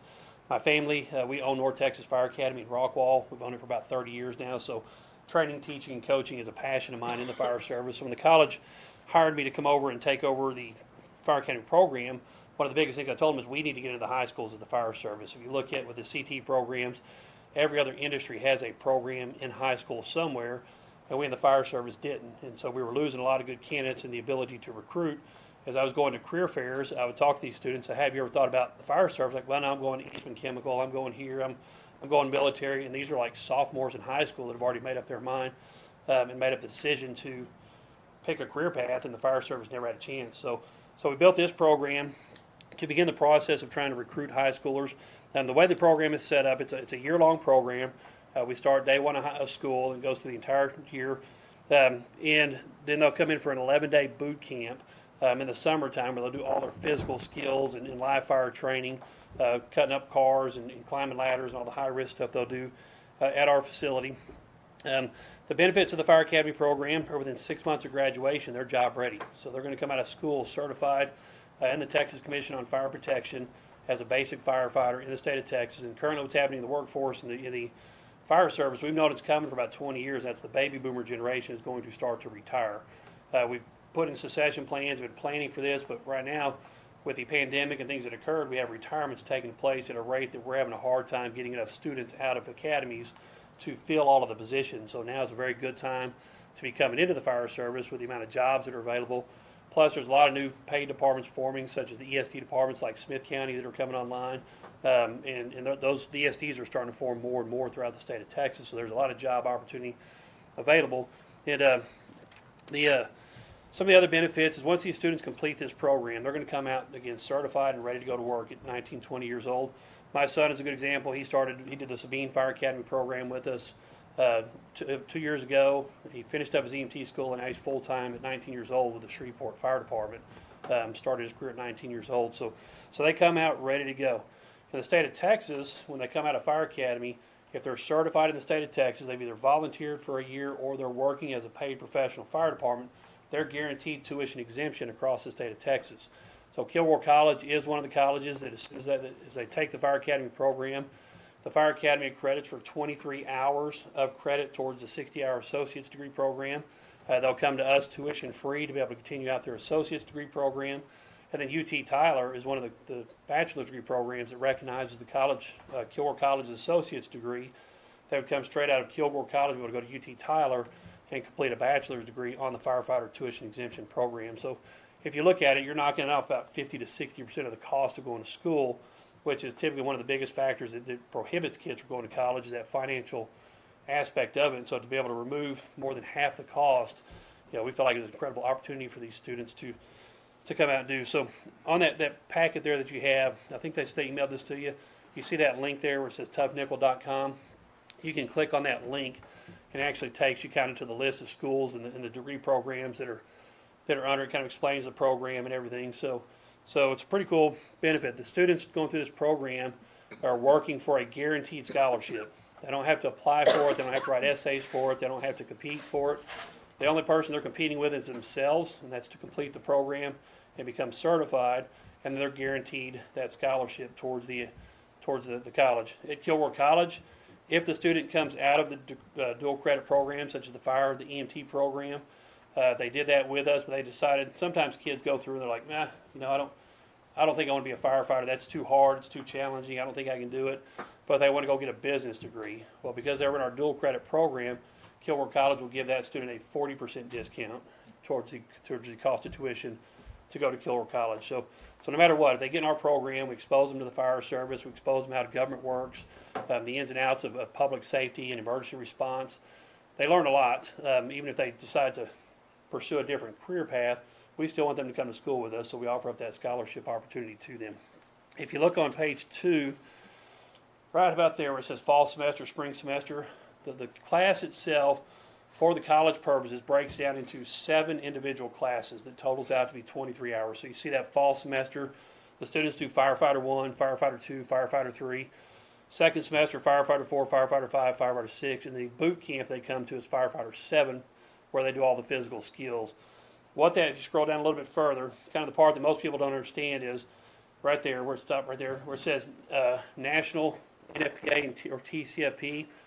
The course itself is broke down per the NFPA standards, National Fire Protection Association. And there's 4 parts to that class. Firefighter 1 is 280 hours, Firefighter 2, 120 hours, then you have your hazmat awareness and operations, and then your skills training.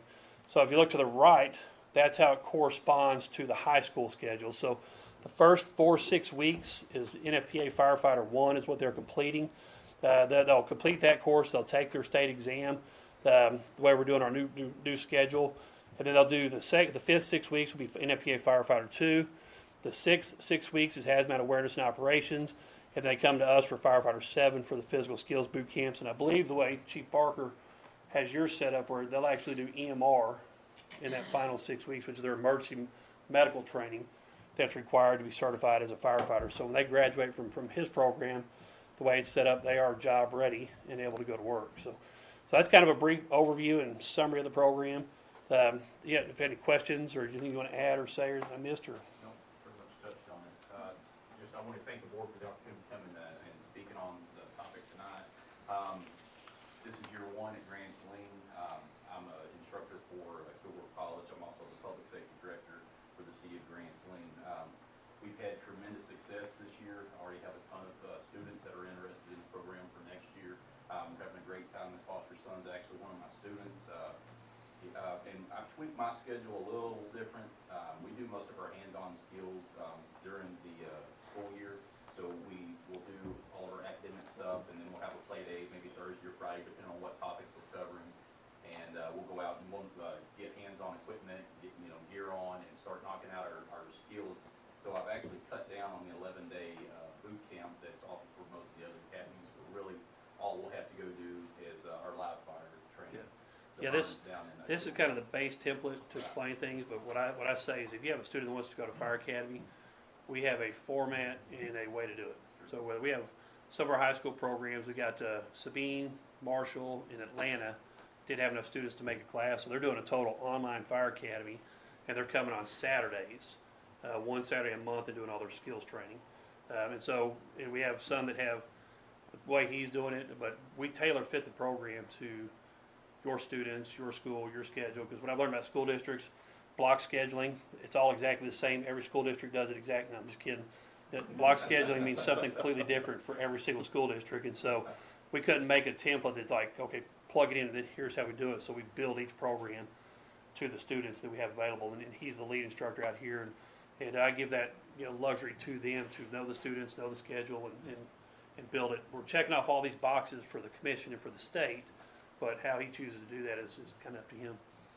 Fortunately for Mineola and Branson, we already have the agreements with the Cte Program.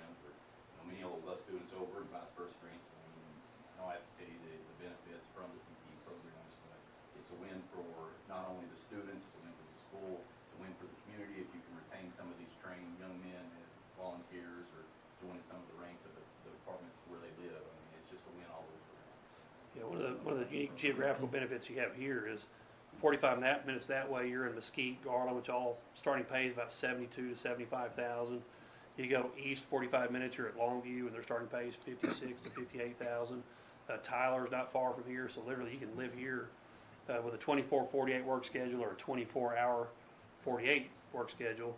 You can commute from here and drive 45 minutes in all directions and hit major paying apartments. So really, it's a unique location for sure, and a lot of opportunity for these students to come out. And we got one of our students here. You kind of tell about your experience with it. You all may know Hayden. Take him back. But we brought Caden so he could talk a little bit about the class first. How many students do you have to make a class?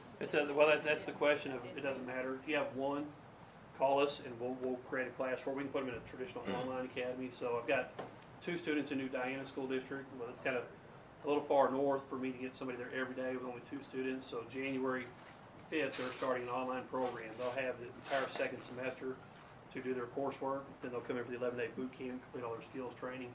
So it doesn't matter. We don't have a minimum. So, and what happens, like he's got 9 students. You may have 2 students. And every school district might have 1 student. Well, the way I count that is that's what 12, 13 students. So that's a complete class. And so and then we build a format to fit that student's needs to provide them the opportunity to go to school. It's all yours. Sweet bite here. So they kind of covered on a lot of what I was going to say, but I first want to thank the board members and administrators for allowing the partnership between Grand Saline ISD, Mineola ISD, the Grand Saline Fire Department, and Kilgore Fire Academy. As many of you know, I've been a Mineola student since kindergarten. Recently moved to Grand Saline, got on the Grand Saline Fire Department, very active on that, and my senior year it made the most sense to go ahead and transfer to Grand Saline. Boo. You work over there, so you can't say very much. You're in this book. This is what you've talked about. You're number 1 on page 91. We warned him about this. I know. We've been able to accomplish just the first semester over 15 chapters of the TCFB book and many state skills, just to name a few: forcible entry, fire extinguishers, loading and unloading a large diameter hose, and most recently ladders and setting up a drop tank and drafting from a tank to a fire truck and then pumping. We did last week. But I definitely recommend keeping this partnership. I know for me, being a Mineola kid, being able to be firsthand, be the first one to get it, definitely recommend it to anybody interested in public safety, any aspect of that. But once again, I want to thank you all for the partnership and the opportunity. Thank you.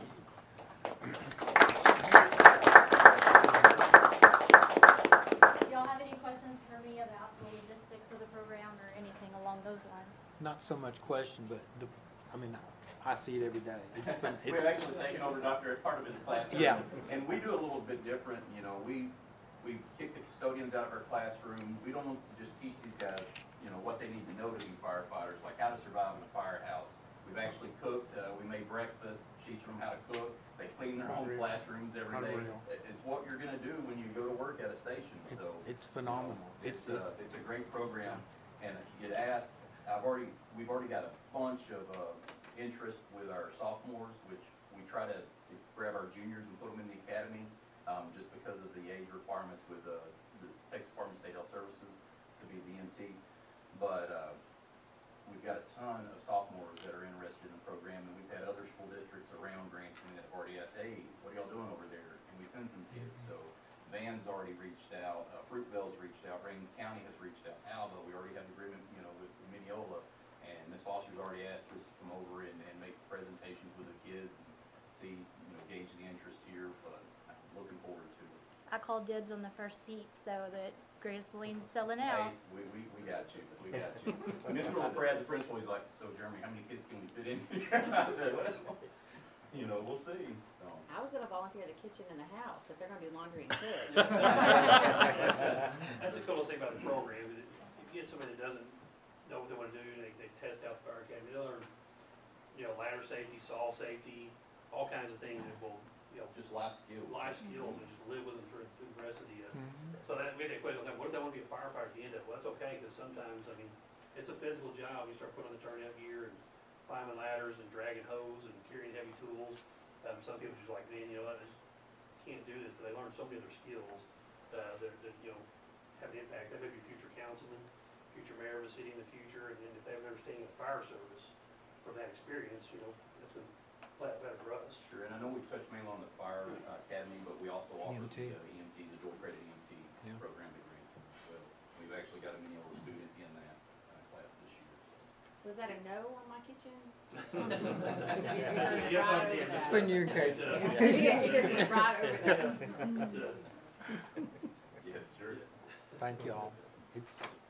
More than happy It's to on, we're answer only going to see more and more students in that program. I mean, It's good to have, not everybody's cut out to be a police officer. Yeah, drive well. Yeah. My dad created firefighters. Police officer have a hero. That's right. Well, and just be able to have see so many aspects of it. Before I was a cop. And like Caden said, to be part of the program and then also be on the Grand Sling Fire Department and be able to use those skills. Partnership with the local fire departments, the school district, and Kilgore College, kind of how we built it. And to have the internship aspect of it. It's unreal. It's tremendous. You know, so I guarantee you, I was just recently hired as the fire chief of Lde Water. I'm switching over, moving to, so I'll be part-time at the college still. But I'll guarantee you, when I've seen his students and what's going on, I told them, hey, as soon as this summer, come see me. I got a part-time job, two full-time jobs waiting on you, because to come out of the program you built, you know, the quality of training they're getting from the leadership here, the support from the school district, these guys and gals are going to be squared away coming to fire service. Oh, yeah. So looking forward to it. I mean, just being able to be career ready right out of high school. Oh, yeah. Having the tuition exemption, I mean, there's just a ton of opportunities. Before they get out of high school. Before they get out. And local. Yeah, local. Thanks. Thank you. Appreciate it. Yeah.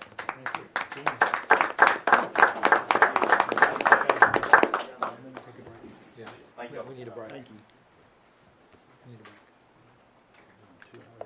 I know. We haven't even got to the meat of the meeting. I know, we're not even, yeah. We're not even into the meeting yet. I'm gonna bring it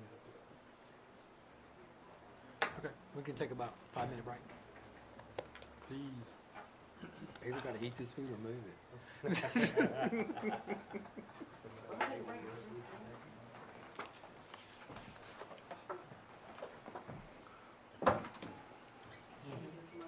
I haven't touched it. I promise you I didn't touch it. I didn't touch it. They all on?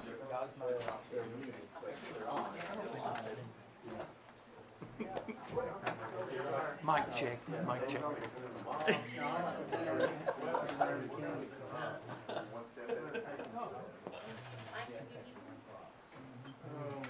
Can I eat? 7th stretch? That's right.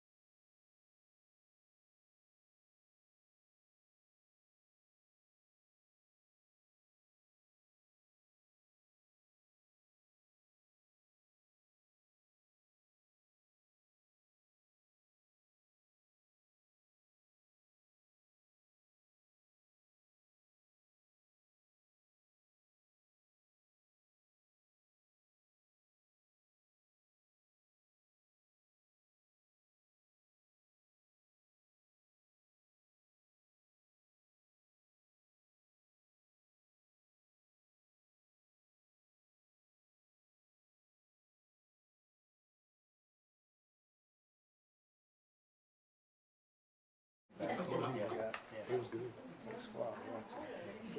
We ready? We're ready. Waiting on you, man. All right. Get it. Tagged in stuff like that right here. Time. So, all right. See y'all. 5 minutes, right? So I'm just going to go over kind of what we've done this semester so far. We started out in August with the break-in at the university gym that did quite a bit of damage in there. They went through a window.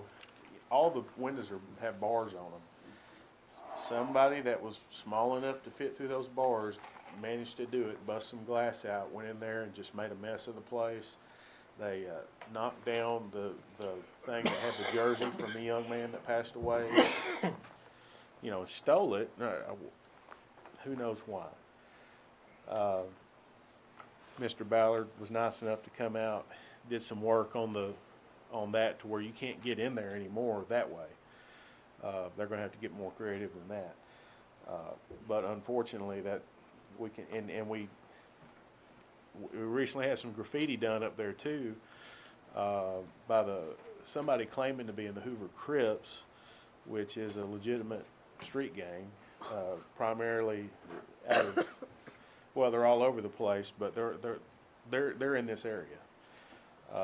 The markings are that of somebody that may be affiliated with the Hoover Crips. So we're working on getting that graffiti taken off there. Also, we've got some cameras that were recently taken down and replaced with a different model. And if our funding comes through, which we'll talk about here in a minute, we'll be putting cameras up there. Hopefully, if they see the cameras, that'll deter them from, hanging around up there and doing damage.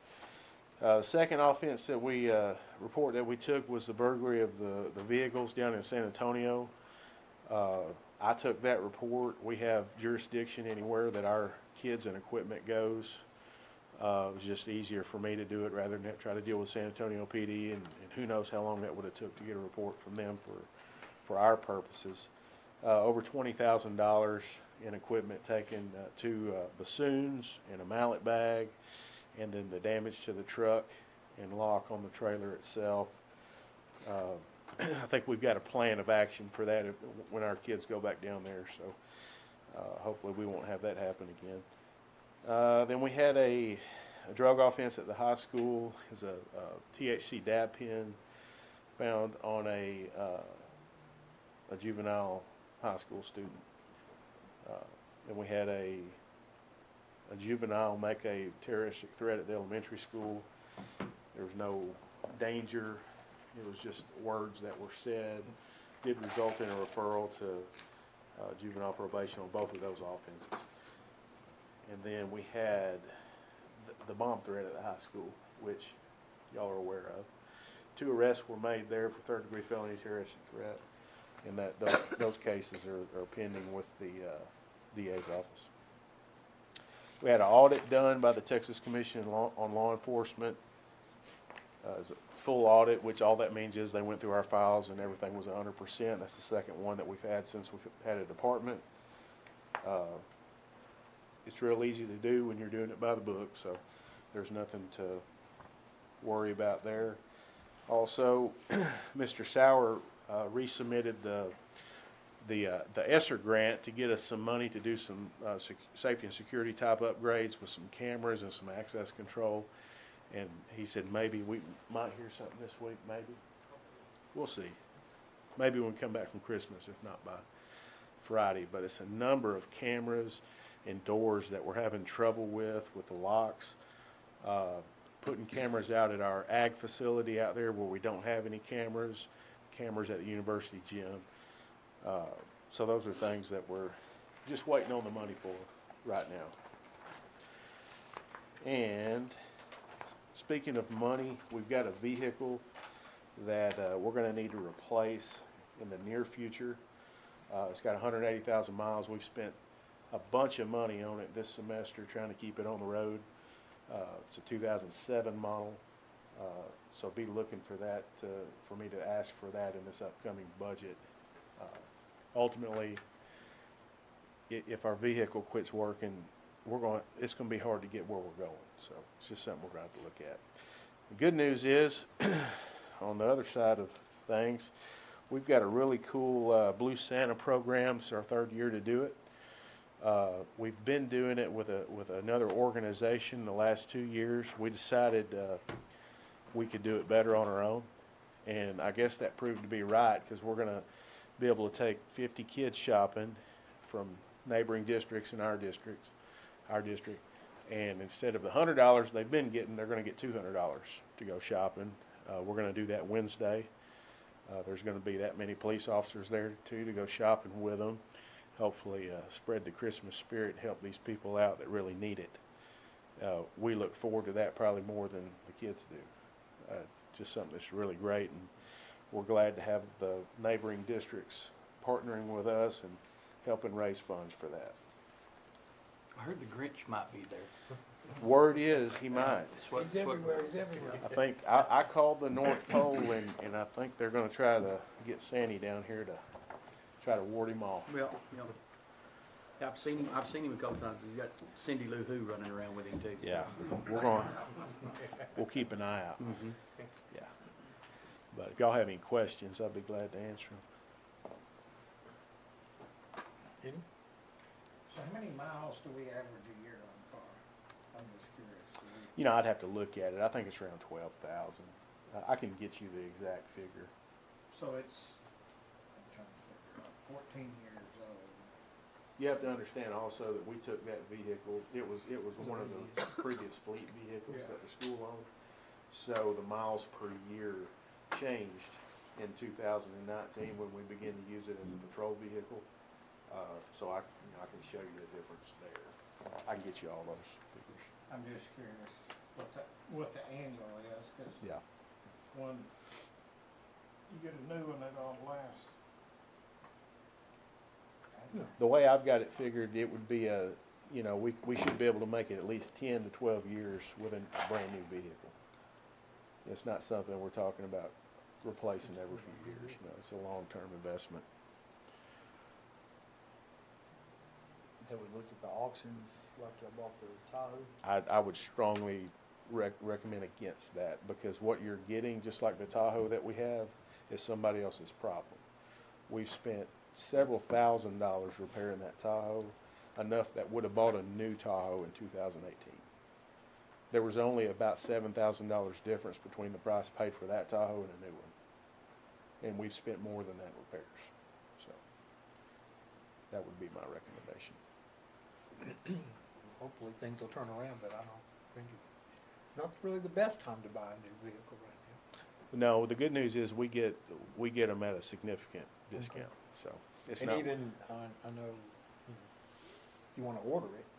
Yeah. Kind of thing. There's saying up to 7 months. There's a bunch of different law enforcement contracts that are out there that you can buy a police vehicle that they built. And when you go down to buy like a fleet vehicle for the district here, you're in a different waiting line than you are when you buy a police vehicle, because there's companies out there that buy these up from the manufacturer, and then they hold them in their lots ready for you to come along so they can outfit it to your specifications. So it's kind of a different process. Anyway, just giving you the long term. I might need to consider that. Yeah, yeah. They come in color but white. Yeah. Just get you a black and white. Yeah, That's what you exactly. All right. Anything Thank you. else? Yeah. Appreciate it. I hate to run, but I got to go No, pick I'm the baby sorry. up. I think. Yeah. Sorry about that. So you should have said. It's getting better. We're only No, waking up no, once a I night. could have moved you up. Oh, no, it's fine. I'm just, getting sleep when I can right now. But, anyway, good to see y'all. Thank you. Mr. Mize. Mr. President, members of the board, just to give you a quick update on the Mineola TJC Promise Scholarship. The deadline has come and gone for those kids to make application for that program. In the current class of 2025, which is our freshmen, there's 121 students in that class. 116 students have signed the Mineola TJC Promise Scholarship. So that's 96% of them. I think that's a pretty great number, especially in the first year. Just to give you a very brief recap of the fall semester, it's hard to believe this is our last board meeting for 2021. The fall has been a roller coaster.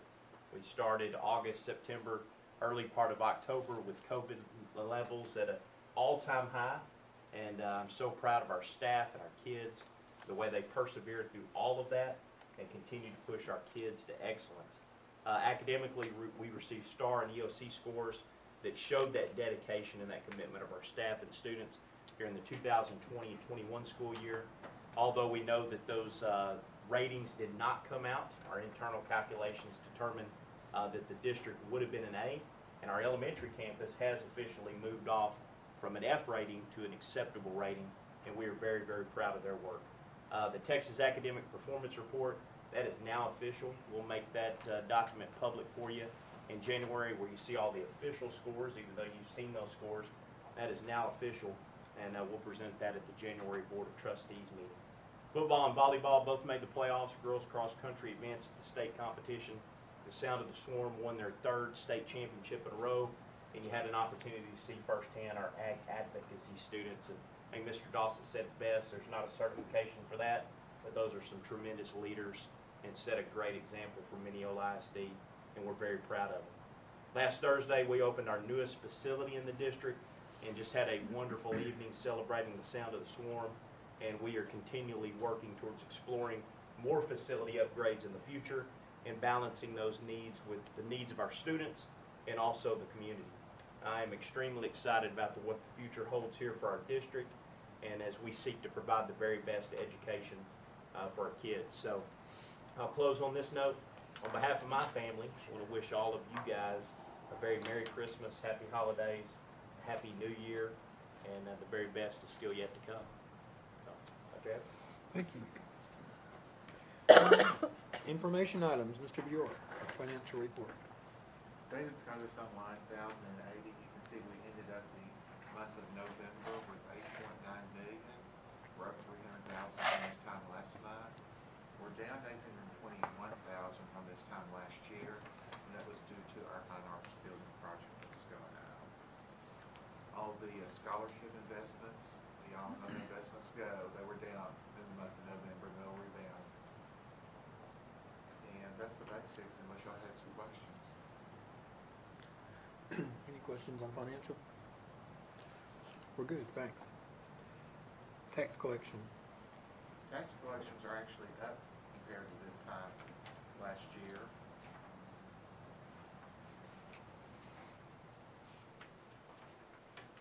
On current taxes, we're up 1.75%, and overall, we're up 1.38 on current and combined delinquents.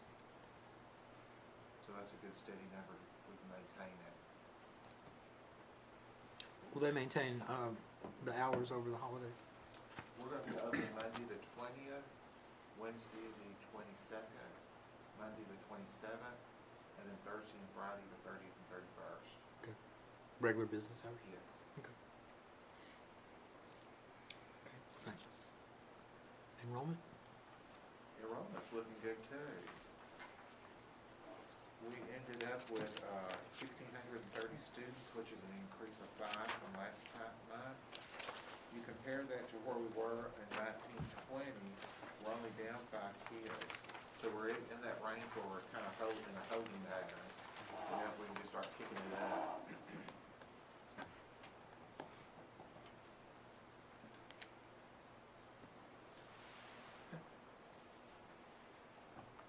All right. School board training.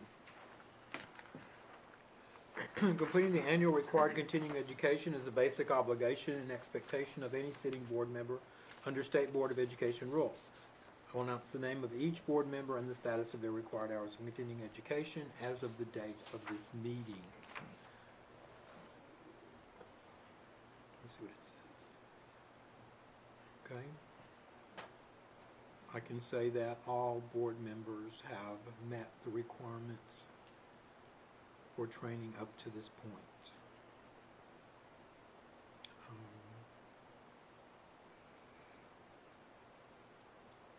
We're all good.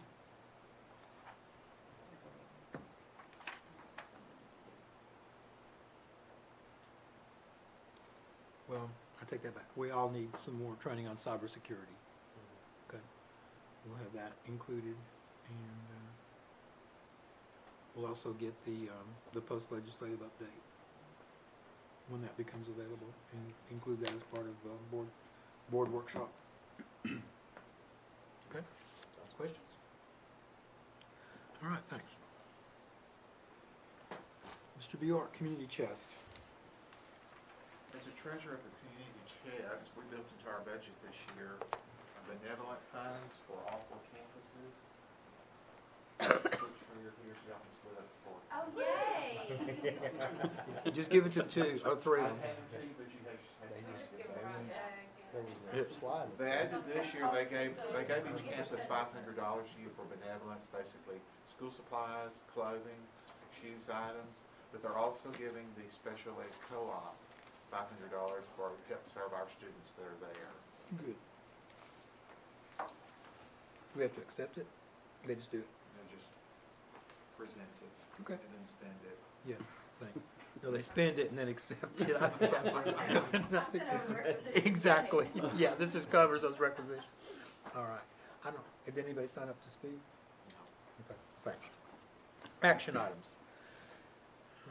Do I have a motion to approve the minutes of the regular board meeting held on November 15th and the special meeting on November 16th? I move, or second, whichever. One of us. Motion by Mrs. Campbell, seconded by Mrs. Roddick. Any discussion? All those in favor? Thank you. Okay. To discuss, consider, and take action on Meredith Foundation grant request, Mr. Bjork. We're doing it a little different this year. In the past, where we've allowed the campuses to submit projects to be funded, we're dedicating this for the TJC Promise Program. We've asked for $50,000 for our usual scholarships that we give to 10 students, $5,000 each, and then we're asking for $200,000 for the TJC Promise Program. We want to get that program built up to where eventually it's funding itself. What will that money do? The $200,000. It will go into the trust we've created. They don't require us to spend it every year? They think they can get around that.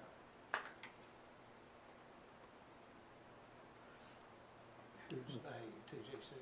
So, Meredith Foundation. Meredith Foundation. We visited with them about that, and they did not indicate that was going to be a problem. Okay, so when teachers usually put in grant requests, where will that come from? Education Foundation. Education And where else? Foundation's doing that. That's Did I gonna- ask? That's going to cover all of it? The Education Foundation's given more than they've ever given this coming year. Yeah. But, I mean, since we adopted the budget, we've had requests for more vehicles and trailers, and Cody said something about probably going to ask us for a new truck, a new patrol car. Where might we get that? Those things we would not ever ask. No, but the Education Foundation. Since we're in the ESSER mode for the next 2 years at least, we will probably be trying to make the most out of that till we get back to our regular budget status in 3 years. Okay. We're going to have to look at everything by the time we get back there. We're trying to supplant as much as we can out of our regular budget to save up. Does that make sense? Kind of. So this money we're asking Meredith for will just be put on us? That would be put in the trust. Right. Strictly for those scholarships. Yeah. And when do those kick in? 4 years. That gives us time to build the thing up.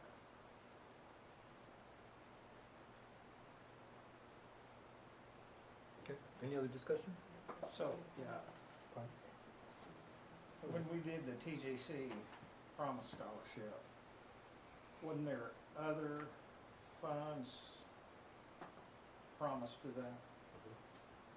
Yeah, so we have a variety of money. So you've got the REACH scholarship, which kids would apply for first. That's kind of that first requirement. And so that's a bucket of money that kids would be able to pull from. And then the fundraising that we would be doing through our partners with the Meredith Foundation and other funds that are generated along the way. And so we're going to have to do a little fundraising, and hopefully people will hear more about this and be willing to think about when they do life estate planning, that they would remember their school district. And we've already had one gentleman that, I mentioned he only gave $100,000 towards the program, so So every bit helps. Is there any kind of projection? I don't think I've seen one. Now we know we've got 116 students. What that's gonna cost us 4 years from now. Yeah, they've ran all the numbers on that. The actuaries do all of that. And so they've got we'd have to go back and look at those numbers that they originally provided for us.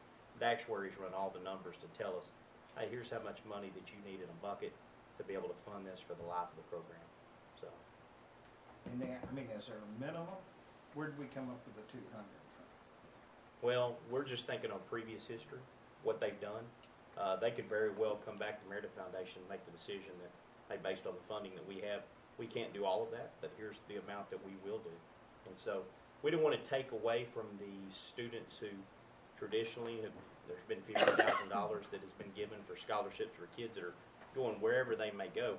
We didn't want to take away from those kids, but we also wanted to use that as a bucket of money to start helping to fund our Promise Scholarship for all of our kids. And then also a big thing this year too is, we changed some stuff as far as the way dual credit's funded, and the fact that those kids, if they have a satisfactory passing grade, they have dual credit paid for now, which is an amazing opportunity for those kids that are not a part of the Promise Scholarship, but still get to take advantage of that dual credit here. It's offered through TJC. And if they don't pass their first certification that the school has paid for, they can ask for money from the Education Foundation to pay for their second chance for their certificates. So we've contacted a bunch of the CTE instructors to let them know that those fees are available. No one ever asked for them. And I know that there are some students that have had to test more than once. So if they will submit for their stuff to be paid for through the Education Foundation, we have money set aside for that. Great. That is awesome. I wasn't aware of that. That's great. Thank you. Now you know. So do we not, I say depend, but do we not use whatever money that Meredith comes for, do we depend on it for any kind of improvements? I mean, I know they've bought certain things that we've gotten on campus before. The past few years we have not. Things have changed, over the years, and members of the Meredith Foundation have changed. The funding levels have changed. So it got to, in the past where they basically built the primary gym, they're not doing things like that anymore. They were doing smaller things. I think outdoor science. The labs. science stuff over here. I think the primary got some covers over some playground Our equipment. shades and our track. Yeah. They've done a lot with the music instruments from the choir. Basically the same type of things that the Education Foundation has picking up. We say, if you don't believe, you don't receive. If you don't ask, you don't get. So they need to know that if they. A lot of the things to the Meredith Foundation are like higher ticket items, whereas Education Foundation is a lower amount. Yeah. Education Foundation don't have near the funds that the Meredith Foundation has. But that's what I was asking. I mean, there's some stuff that the Education Foundation ain't gonna be able to even attempt. So. So on this trust that's set up, theoretically 200 plus this year. Next year we'd have 400 plus, 600, 800. Does that roll up with their money? Because I know that's one of the big deals, is they were getting a higher rate of return. Yeah, so we'd explore the option of using the TJC Foundation to help fund this. We think it would be more advantageous for us to have our separate account through a local investment firm here to be able to do that. It's not that they would be paying more interest towards us off what they've generated, but they thought they had a little bit better vehicle avenue to allow us to collect and earn more interest. But we just thought it was better to keep it in-house. I think more people would be willing to give if they knew it's locally managed, hey, you guys are in control of it. We're giving it specifically for Mineola.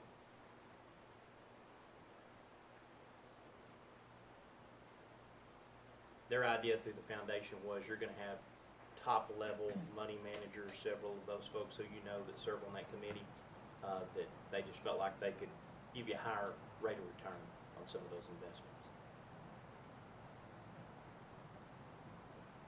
guess the first go is to be sure the first class gets their That's right.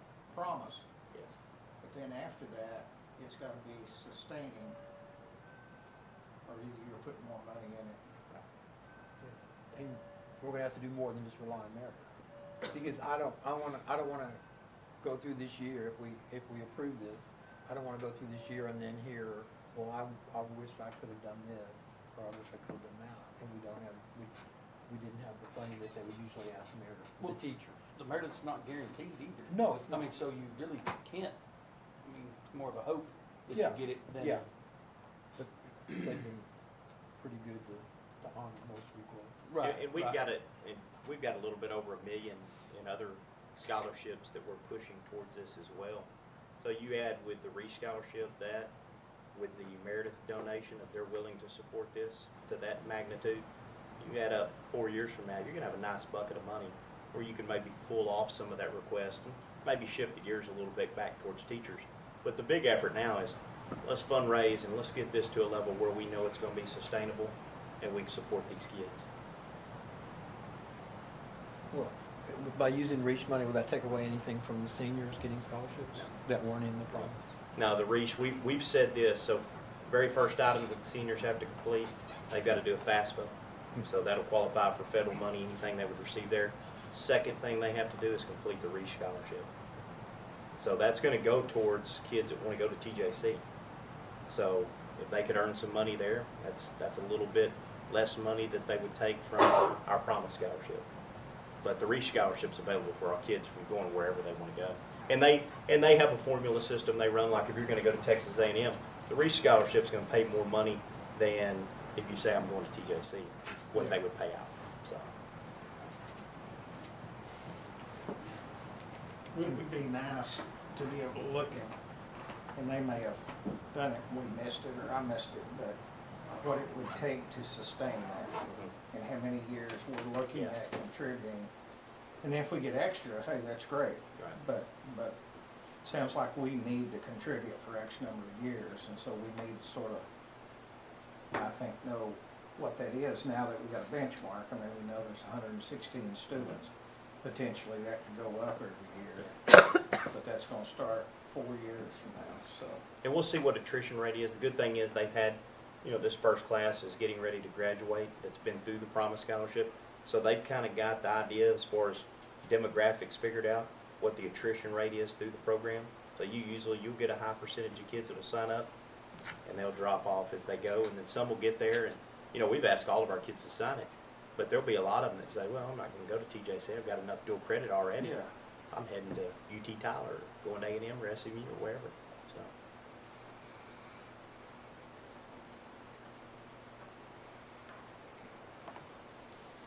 Yeah, because I'm thinking the number of students that were in the program at Grand Saline last year and that graduated, with the associates and being part of the promise, and it was a lot lower when it came down after you got through it. So I'm just curious, the dual credit that you referenced, Cody, last year, student was enrolled in that, they paid it. That Portion went- of it. And that went to TJC. So, are they not paying it now? We've told our kids now, if you're going to be successful in the class, we're going to pay you We're tuition. gonna, that's what I thought. So that starts now, not That's later. correct. So Yes, it's sir. actually a little bit of an expense on it. Yeah, on the a little front bit end. more there, Yeah. yeah. But we thought it was, it's hard to roll out a Promise program and it's Yeah. just for our freshmen. And then we kind of feel like we're leaving those sophomores, juniors, seniors hanging. This is at least an attempt to say, hey, we love y'all too. You do well, we pay for you. So, did we get more people signed up? That's a great question. And that's a Melissa Foster question that we probably need to research. I would think we would have. Well, you would sure think so. Yeah, yeah. Any other comments, questions? Is there a motion to take action on the Meredith Foundation grant to approve the request as submitted? Mr. McGow, seconded by Mr. Watkins. Any other comments? All those in favor? Thanks. Mr. Sauer, the resolution on the District Health Advisory Committee. So, this is sort of fuzzy right now, but it's new legislation that basically says our School Health Advisory Committee is supposed to determine if we're, as a district, going to offer instruction in human sexuality, which is not as bad as it sounds. But basically, we don't have a choice. We have to offer it. But this resolution is basically telling you, the board says we're authorizing the SHAC to start researching the instructional materials. Yep. So as soon as y'all pass this resolution, then I'll convene the SHAC and we'll start looking and determining what that will look like. And I can tell you that there is not a lot of information yet from TEA, no guidance on this. We already have health teaks at every grade level. They start actually in the 4th grade with some very basic,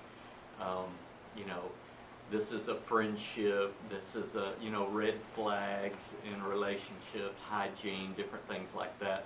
We really don't start teaching, I guess you would call it human sexuality until middle school in the science classroom. They offer the reproductive system, that sort of thing.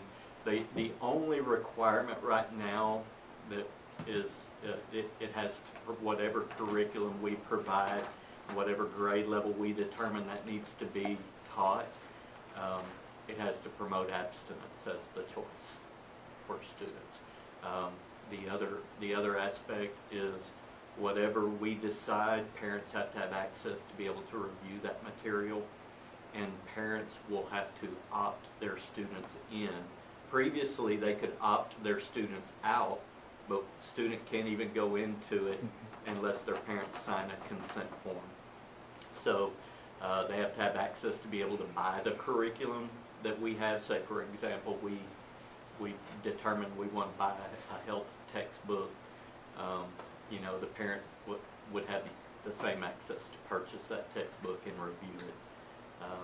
We'll have to have 4 SHAC meetings, and then the SHAC will make a recommendation to the school board. So the problem is, I did some training last week. Nobody really knows, not including TEA, what this is all going to look like. The term human sexuality scares people because they don't know what's in it. What part of it? But if you look at we're already required to teach the teaks, which contain, the reproductive system at certain grade levels and relationships and so forth. And that hasn't changed. Is this committee already in place? We had a committee last year, but we haven't convened one this year. So I was waiting on this resolution, so it has to have community members, teachers, students, etc. Well, this will be an appointment then. I mean, how? We'll ask for volunteers, we'll make phone calls, we'll try to get as many people, representatives on that committee as we can. So why would we approve that when we don't know what's in it? All you're doing is approving us to research it. And then it will come back for us to approve. The SHAC committee will, the SHAC committee will look at curriculum. They'll make decisions about, okay, what if you've got to do it, what grade level, how many hours of instruction would you need to offer, and then we'll make suggestions about, okay, what curriculum would we recommend, and ultimately the board would approve that. So I was researching curriculum today, and I couldn't find it. So this is federal or state? This is state. So there's not basically big broad overview. Yeah, there's no info about. There were some bad actors that helped contribute to this piece of legislation that came about, and what I mean by that, I think some parents in various communities that were shocked that maybe something was being taught that was inappropriate other places and was brought to the attention of the legislature. And so they've changed the requirements on even the way a SHAC committee's done. Used to we just have a SHAC committee and we'd post an agenda, we'd be good to go. Now you have to publicly post that, you have to record the shack meeting. You have to, it can be a video recording as well.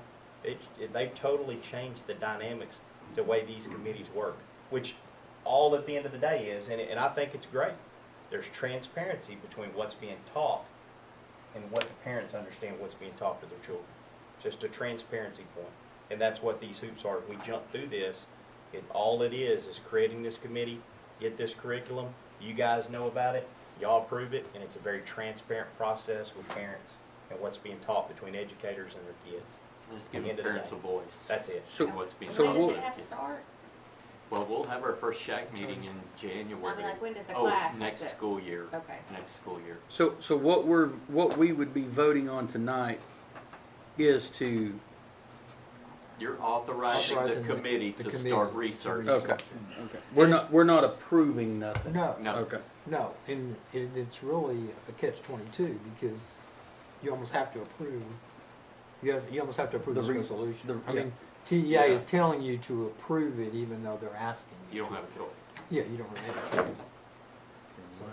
That sounds like a good one. Because they can come back then and say, well, your school board approved it, your school board initiated it, because they have, the TEA is not getting into picking the curriculum or anything like that, so by adopting this resolution, they're leaving it up to our own local shack to I mean, pick is it. TASB looking at coming out with an update to the, I wouldn't think so. they're not? I'm sure there's legal updates that are pertain to that, to the creation of the shack committees. There are legal updates in your policy that they've come out with about all the shack requirements now, all the new shack requirements, and Well, but yeah. Are there Go ahead. guidelines on how big this committee is? well, there are just guidelines on who has to be on it, who your membership has to be. So many students, so many faculty, so many people, parents. Professionals. That doesn't mean they're all going to show up to the meetings. Yeah. That's right. Well, and when you start getting into this, you're going to have fewer and fewer because they don't. Maybe. and I've found that think we so. tend to have more response when we can do them by Zoom and people. Well, yeah, will jump but I on mean the Zoom, topic. so- Yeah, oh yeah. I don't know. We'll see. It'll be interesting to Mhm. see, but I've invited already our health science classes, the students and Good idea. the nurses to be involved Oh, yeah. in the discussion as well. Good deal. I like that. Any other comments? All right, do I have a motion to approve the resolution as presented by Mr. Sauer? I move. Ms. Campbell, seconded by Mrs. Roddick. All those in favor? Thanks. Okay, Mr. Sauer, any action on the 2021-2022 application for modified schedule for So all assessment this system? is, we did it last year for the first time. The high school, we're applying for a waiver on behalf of the high school when they do state testing. Usually it involves 1 or 2 grade levels and you're just farming the rest of the kids out. So this would allow us to do virtual instruction with all those kids rather than trying to find people to watch them. It's good for 3 years, but we have to apply through TEA for this waiver to allow us to do that. Yeah, see we the did it light last year last for the year. first time and it worked well. Yeah. I think like it. Yeah. So they're not all sitting in the gym while other So people are most- testing. Most of your teachers are involved with the testing? Yes, sir. Okay. I'll make a motion. I Thank second. you. Motion by Mr. Ballard, seconded by Mrs. Campbell to approve the application as presented on the assessment testing waiver. All those in favor? Thanks. Mr. Bjork, discussion on a high bid received for property R36902. This is the same piece of property we had last month, that we got the information on that we needed. This property is located at 608 Pageant Street. It's 2 lots. The value of the property is $270. The bid was $5,101. So once all the costs are paid, there's going to be $42.53 to split up between the 3 entities. That's the city and the county. Our share is going to be $2,339. And it will be back on the tax roll. Make a motion. Motion by Mr. McGough, seconded by Mrs. Campbell. All those in favor? Thanks. Okay, Mr. Miles, the resurfacing of the track. Mr. President, members of the board, I'm going to turn it over to Coach Blackwell to talk through the variety of options that we have here and finalize a recommendation to you, what we'd like to do on this. Yeah, I appreciate y'all. I know last time I was here, last meeting, really the purpose was just to bring awareness and provide some information on as far as the need that we had in terms of resurfacing the field at the stadium and the track also. Tonight I'd like to make a recommendation on that behalf. In terms of the company that we use, I would recommend Hellas, and I think most of you have probably heard of Hellas. Those guys really are the industry leaders in that field of field turf and tracks and things like that. And in fact, Mr. Corey Jensen's here representing Hellas tonight. And as I go along, if there's any questions that I can't answer, I'm sure he'll be glad to. But last time kind of talked about some of the basics, some of the options, and in between. And I'm going to try to be a little bit brief tonight because I know we discussed a lot of that. But if you do have questions as we go, don't hesitate to ask. But my recommendation in two parts, if I was going to talk about the field first, I would say let's resurface the field, but let's also add the shock pad that we talked about, which was the thick black piece that serves as a shock absorber and provides a safety aspect for our kids and our programs. The second part that I would add would be the infill, which is the little fine grains that go into the turf itself to provide a cooling agent and different than what we have now, and cool off the surface of it. And I think it would provide two things. I think it's be better for our kids, longer practices, better practices, and I think it would help serve for the longevity of the turf itself also. But in terms of the turf in the field, that would be my recommendation on those things. And I believe there's a maintenance part to the field sweeper. Would be something that we would need to have to take care of the maintenance side of things for the life of that. He was gonna throw that in, right? He might have thrown that in. There you go. Part of the deal. Just In the annual maintenance. Go to the exclusions. I saw. It's right above the field picture. Right there. He's easy watching. So we shouldn't need, there shouldn't need to be any additional. You want to talk about just the concrete. process? There's no, tear that up, put new turf down. That's right. My understanding is they peel off the old later and peel on the new without a lot of extra. No additional construction or anything like that, just a plug and play. Okay. We're not going to come back for a change order? Yeah, that's what I'm getting at. That's what I'm saying. If we need it, we need to know now. Where we'd speak on that would be the track. From what we can see on the track, the asphalt below we believe is fine, but you never really know until you pull that track surface up. Right. So we typically suggest on a situation like this to say, let's put in $20,000 to $25,000 allowance. If we pull something up and there's something we didn't expect and we're covered, if it's fine, then we don't use that money. But that's typically what we do in those situations with the track specifically. And what I'm getting at is we don't have to go in there and form up a new concrete Correct. ring around the track because y'all's doesn't fit, whatever, just that kind of know ahead of time. Yep. Now we're talking about the track too, right? Okay, yes. So on the track, in terms of, we talked about the couple of different options. There's kind of the standard that we have typically done here, which is in every 5-year come back and resurface, versus we looked at a newer aspect of a little nicer, which is going to be more of a 10 to 12 year on a resurface. So it's a little nicer, and I think, from a financial perspective, and Mr. Bjork could probably speak to this a little bit better, but I think it makes financial sense too in the long run on that piece. Safety thing. by what you're trying to put that on, isn't it? On the track as well as the goal. I don't know that it's a safety, I think it's a nicer, Oh, okay. It's nicer, it's more durable. It's gonna And last you it- longer. you're double the, You're gonna get 7 more years out of it than what you're getting right now. Okay. for just a For little bit some more reason, I money. thought it was the underneath too. no, but it's the thickness of the surface that Okay. you're, Okay. that you're feeling is Okay.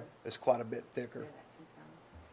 The additions that we talked about for the track, really the only addition other than the nicer surface was the coloring, the option of going with the gray track with orange exchange zones. And, you know, Cody and I have talked about that, and, you know, is that something that you need to have? No, it's not something that we need to have.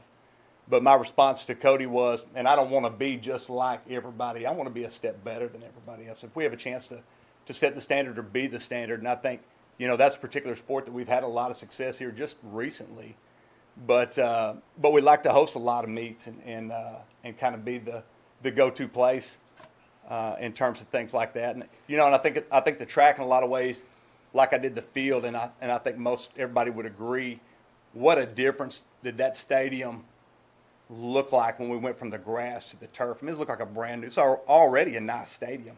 But when we put that in there, it's like, man, this is really cream of the crop around here. And I think the track would serve as the same way. I think it would stand out and separate us a little bit and make us the standard around here. So.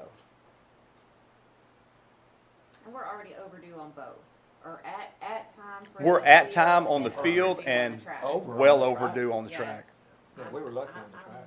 move we accept the recommendation. And we'll have that track done 4 tracks. Well, no, Not we've now. changed.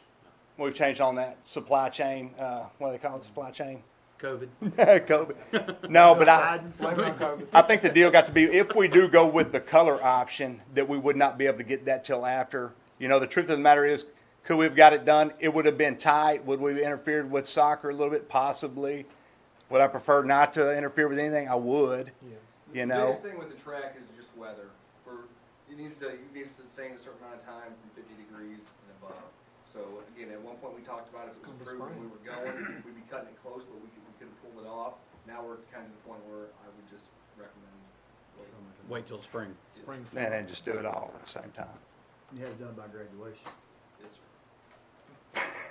I'm just saying. Is that in writing? The following. Which graduation? When's graduation? May, Randy, have a day. Like the May. end of May. Well, the thing is, we'd still have kids on it with baseball, softball, rainouts, and things Just like saying, that for man. practice. The one thing that's not in the proposal, and it's a need, it's something that needs to be fixed, is on the concession stand end of the field, we've got a high jump pit and we have a pole vault area. Well, the high jump area is really backwards from what it needs to be. And what happens is the kids that are running high jump are running across the pole vault runway. And so you've got cross traffic. It's a big deal when we're trying to have nice meets and stuff. It's a really big deal at middle school meets because kids are going to get run over. Somebody's going to get hurt. Because I know where they're running anyway. They don't know where they're running anyway, and kids tend to gather and hang out in those areas. So why it was done that way initially, I don't know, but I know it needs to be turned around and fixed, and this would be the time to do that. I move we accept the recommendation, So what are we adding to the proposal by doing? just I think if they tear it out. 90, would that add 90? It's going to add 90,000 to turn that around. It'll be a full. I wish I had a full visual. demolition reconstruction. So you're moving the pole vault, We're not moving it. So or you're just adding a lane? we're adding more area. So the high jump area is like a quarter circle. It looks like this. It looks like Right. that. Well, I need to take and add area out this way. Gotcha. You got a picture? I got This is what they're looking at going to changing it to. No, guys, you It's a quarter circle now, but it's like a half, yeah. we got to be able to have room to run the other direction. You're just This gonna is move- what you're you're just gonna wanting move- it to go That's to? correct. Okay. Versus what you have now. Oh, okay, okay. So you're just moving the pole vault over. We're not moving the pole vault. We're just adding surface area to where the high jump running and jumping is, because we've got to run. They're running in the same circle. I get it. But we're running. Gives it more room. We're running Being- toward the pole vault pit. I know it probably don't sound right, but we're running toward the pole vault runway instead of from that runway. I'm just trying to figure out if 90,000 is not worth a couple middle kids clanking together. It depends on how many kids it is. I'm just being honest. Well- How much money is all this gonna be? I'll let, that's Mr. Bjork's, 180. Was, I didn't know anything about the turnaround until now. Okay. about the time. I don't have that figure in there. The 90. Yeah. It's about 1.2. 1.2. It'll be more than that. Yeah, it's more. Be about 1.35. Now, this is all, none of this is budgeted, right? This all out of reserve, right? Well, I've got a couple of options for you. I'd like to hear. You want me to move now? You can stay there. Go ahead. I think y'all have the sheet on your, have you got, can you pull up the sheet? Should be at the end of that I created. This is based on the things I thought we were doing, which are basically the base price that was offered, the 1.2 million, plus the alternate 1 and alternate 4, which that's 1.274 million. Keep going. Is that me? Well, let's go back there.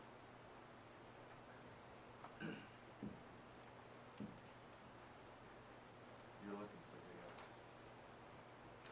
See that in this packet. Mr. Bjork, can we make a copy of that real Sure. quick and pass out to everybody?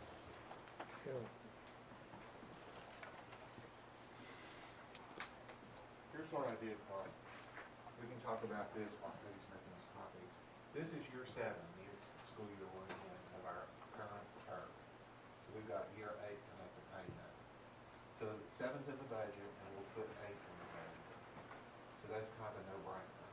Now, the way this project's gonna go, we're not gonna start till basically after school's out, and it won't be completed until sometime in July, at least by the 1st of August.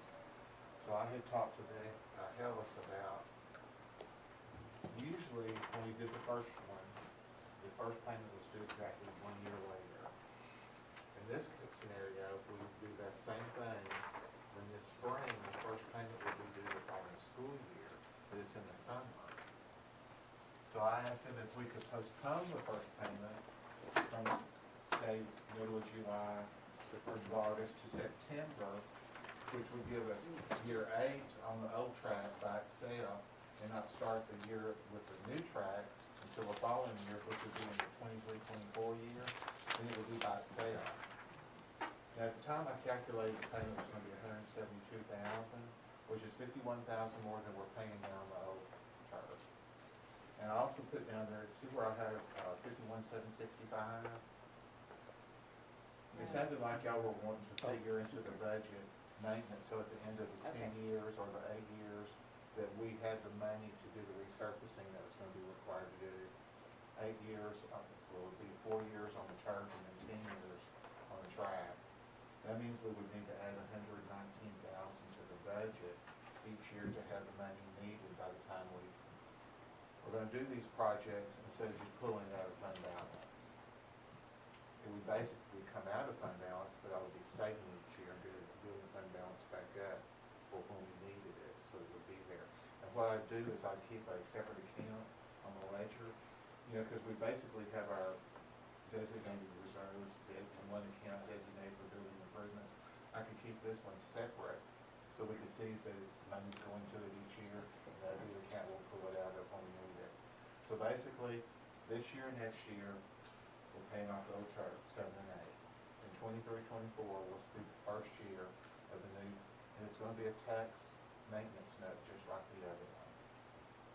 So we would just continue on the next year and pay the next payment and just, Yes. I mean, It'll just be higher. it just, There'll be a higher payment, Yeah. 50,000 more, and then we'll put in there to start saving money for all the upkeep that's going to need to be done. Okay, go over the upkeep again. What'd you say you put in there? It's a total of $680,000, and what I did is I combined $210 that's going to be required on the track between year 10 and 12, and then $470,000 on the turf in year 4 or 5.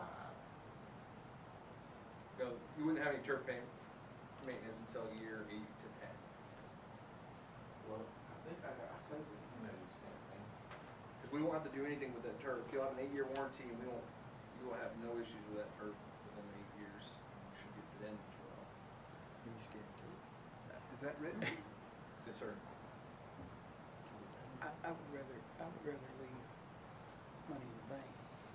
Well, if that's the Yeah. case, we wouldn't have to save as much. That would help compensate for the payments gonna be more, once you have to turn around 90,000. So basically, I would be saving, or implementing 210,000 for 10 years. That would be saving, which would be 21,000. But I could turn around and say the, turf for the whole 8. So when it needs to be done at the end of 8 years, that would cut that figure in half. So I was using 4 years instead of 8. One of the big conversations that William and I had were to protect the fund balance as much as possible. And so you're not making a lump sum payment out. And it's not that big of an adjustment. I mean, there's an adjustment there, but it's not that big of an adjustment of what you've traditionally done over several years. So you think about your own household budget, you got a mortgage, it is what it is, and you just know to plan around that. We would continue on that same trajectory as we do this on the turf, and then you protect the fund balance where you're not paying out that one lump sum all at once. That's just a way to kind of save money. So the payment will start in 23-24. Around 50,000 more a year, Yeah. and then we'll start saving money. It's gonna be less than the 68 that I have here. It's probably going to be more like,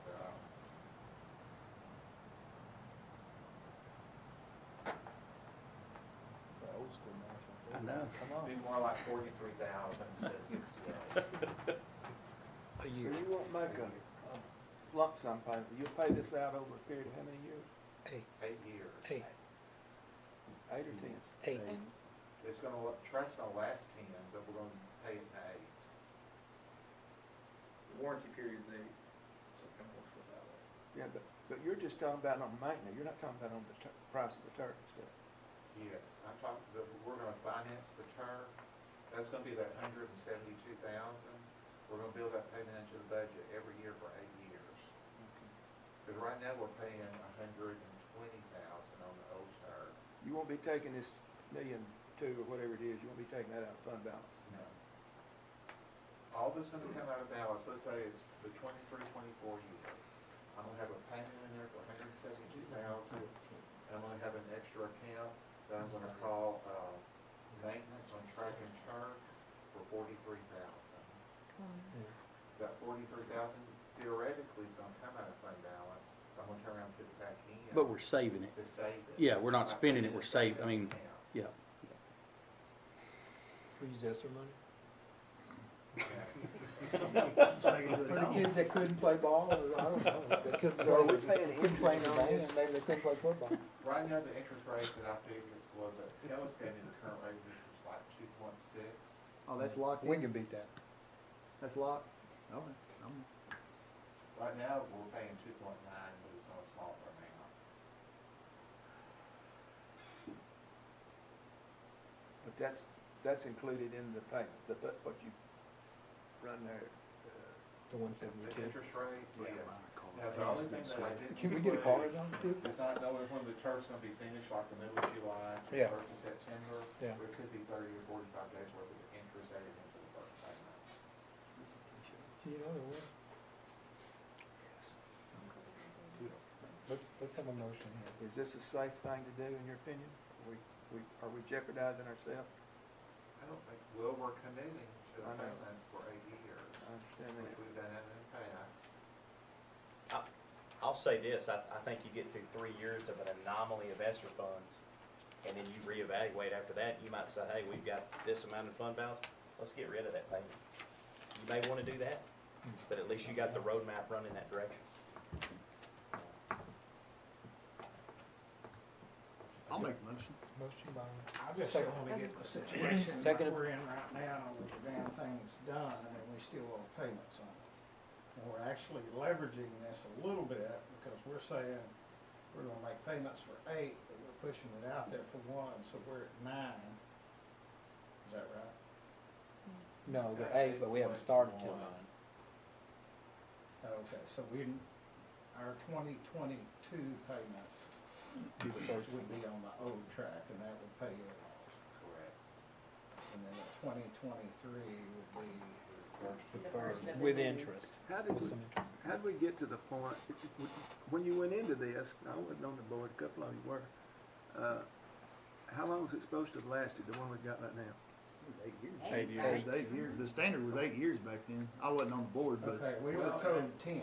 Yeah. I know, I was on there. It's Okay, 10. what We has talked brought about this- the fact that it hadn't lasted that Well, long? we talked about it last time. At year 5, we should have done The maintenance. It didn't get, it didn't We get the didn't maintenance get done. Maintenance done. it was neglected. Yeah, we could have spent 100,000 and probably got another 5 years, which would give us 2 more years now.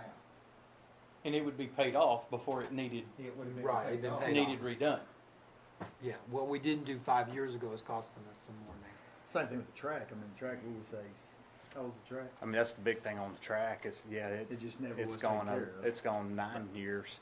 And I think there would, you know, you think about the calculation of number of kids now that are on it Right. versus, you know, Well, a lot of people that use it. the way that he's got it figured is we're figuring our payment and our maintenance money with our payment. Right. So we're We're paying forward is what we're Right. doing. That's the way it, That's the way it needs that's to the way be. it needs to That's be the way it done. should We be can't done. forget not to do the maintenance. That's right. we Because you only got the money funds to now, do you it. may not have the money 10 years But from just now to or whatever. clarify, the 172 does not include the 64 or now 43. No. The 34, or 44, you're right. Does not, it'd be 43. That's plus extra, so it's 172. 220. It'd actually be 224. What I'll do is put that amount in the budget as Right. two Yeah, but separate that's items, not- so right. you can see what the payment is. You're and gonna what the approve maintenance that, and let it sit. is. Right. So when would the first maintenance happen? When we got? Did you say year 8? No, Or is there something in no, I between? mean, like, On the what field. does the yearly maintenance consist of? So yearly maintenance is with the sweeper, when you're in season or nothing, I mean, you guys are using it all the time. So you probably want to sweep that thing once a week or once every 2 weeks. And we probably, you know, in season, we sweep it once a week now during football season and during soccer. The times we're playing games out there, for sure. Right. And then the annual maintenance, which is a separate thing that we typically charge, I think, around $3,500, and that we're gonna put in as part of it, because for us, this will be a showcase field, especially for this area with that track. Once a year, then we come out with our, you know, looks like a big Zamboni, basically, and sweep the field, do a deep clean on it, and check all the seams, and check all the hash marks, and just do an annual maintenance for the life of that warranty for that, for those years. And that'll be part of the deal. That'll be in the contract. And that's got yard on. Yeah. We're gonna bring our guys out here and take care of it. One thing I will say is that first year, 23, 24, we're gonna be ESSER free by the end. So we'll have to make sure we have a balanced budget that year, because we'll be on our own. Right. That's scary. Is there a motion to accept the recommendation? By Mr. McGow, seconded by Ms. Campbell. Any other discussion? All those in favor? Thank you. Thank y'all. All right. Flat panels for the district.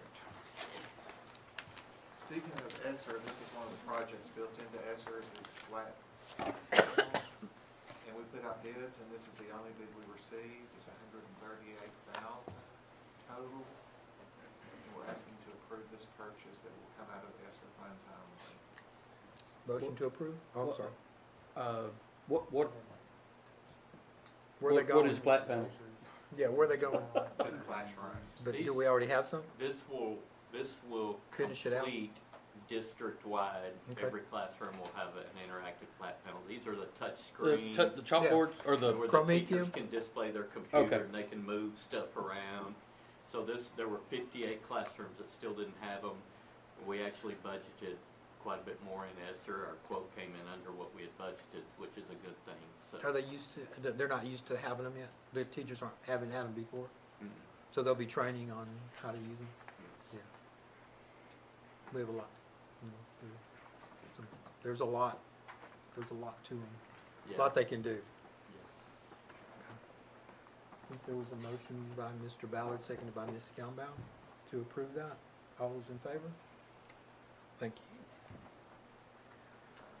Mr. Mize, the mask update. President, members of the board, when you think that things can't get any more bizarre, just hang on for a little while, they do. A couple of weeks ago, I was notified of a 650-page document that had come down from the Department of Education regarding our Head Start program. It's a federally funded program. In this documentation, it was a pathway to reopen schools. As you know, we have had school for a couple of years now. And from the beginning of time when we returned in August of 2020, the state of Texas told us that it was age inappropriate for kids to wear a mask in second grade and below. I didn't feel like it was age appropriate due to the fact of how many times kids were touching their face, how hard it is to keep a mask on a kid that young in age. And so as part of the new Head Start requirements that came down, the Department of Education is mandating that masks be worn on students 2 years and older that are in those Head Start programs. So this would encompass our 57 3 and 4 year olds that are in our Head Start program. It also talks about masking our 8 employees that are involved in that program, also requiring vaccinations. There are exemptions. If you receive an exemption, you still have to submit to testing that takes place once a week, and so that has an impact on employees. I reached out to TEA, and they put me in contact with some wonderful people in Governor Abbott's office, and they referred me also to some folks in Ken Paxton's office with the Attorney General's, and they have been absolutely outstanding to visit with and talk through this process and what that may look like. Just last Thursday, Lubbock ISD became the first district, I believe, in the state to pass a resolution similar to the one that you have tonight that say that we believe that masking our 3 and 4 year olds is age inappropriate. It's not the right thing to do for our kids. We've never had masks on them the entire time. That we don't think there's equity there if we mask 3 and 4 year olds and didn't mask every other kid in the building. And so we're just asking for some very logical common sense when it comes to our Head Start program here in the state of Texas. We want to follow Governor Abbott's executive orders, not the Head Start mandates that have came down. And so the Attorney General's office has helped us with that through this resolution, basically saying that we oppose those mandates and that we are very open to everything that is being done on the legal side of things to combat those and what we feel is in the best interest of our kids and recognizes the values in our community in regards to this. So, any questions I can answer about that? So, you know, there's all the vaccine mandates for Medicaid and Medicare, you know, people that receive money from CMS. There's all that out there, and it's been put on hold while things go through litigation. So once, you know, Lubbock has started litigation or whatever, will it not just put this on hold where no one has to do anything until that's completed? That's correct. Yeah, that's what we're thinking. We think the legislation is going to put things on hold, and the Attorney General's office has had success in facing some of those mandates, and so we'll see what takes place with this. And then filing a litigation on behalf of us, is this costing us anything? So the Attorney General's office told me they are working the cost on that to make it very, very cheap. The fact is, you've got other districts that have already done it. So basically, we're just joining in saying, hey, we oppose these mandates. I'm sure the bigger schools will carry a lot of that burden. So, I mean, if they're carrying the burden already and it's already, is there reason for us to get in and spend money on whether or not our 3-year-olds are masked? I think it's very important for us to pass a resolution making sure that people are aware of the values that we have in this community and what we feel about masking 3 and 4 year olds. That's my thoughts. Whether or not we pay a dime, and before we ever paid anything, I would bring that back to you as a board and say, hey, do you want to continue to pursue this? And we could take action from there. This resolution is not just to say we oppose what's being asked of us to do.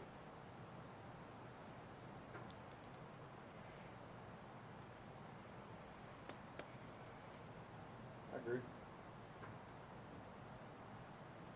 I second the motion. So the resolution, hang on. We're to approve the resolution, it's just, we're just saying we oppose masking 3-year-olds. That's correct. But then we have to wait and see where the litigation is That's going correct. and before any cost or And- any dollar spent, well, I'll bring it back to you. And when you're talking about federal money, they can still say, okay, we don't care about your resolution, you're not getting the money unless you mask them.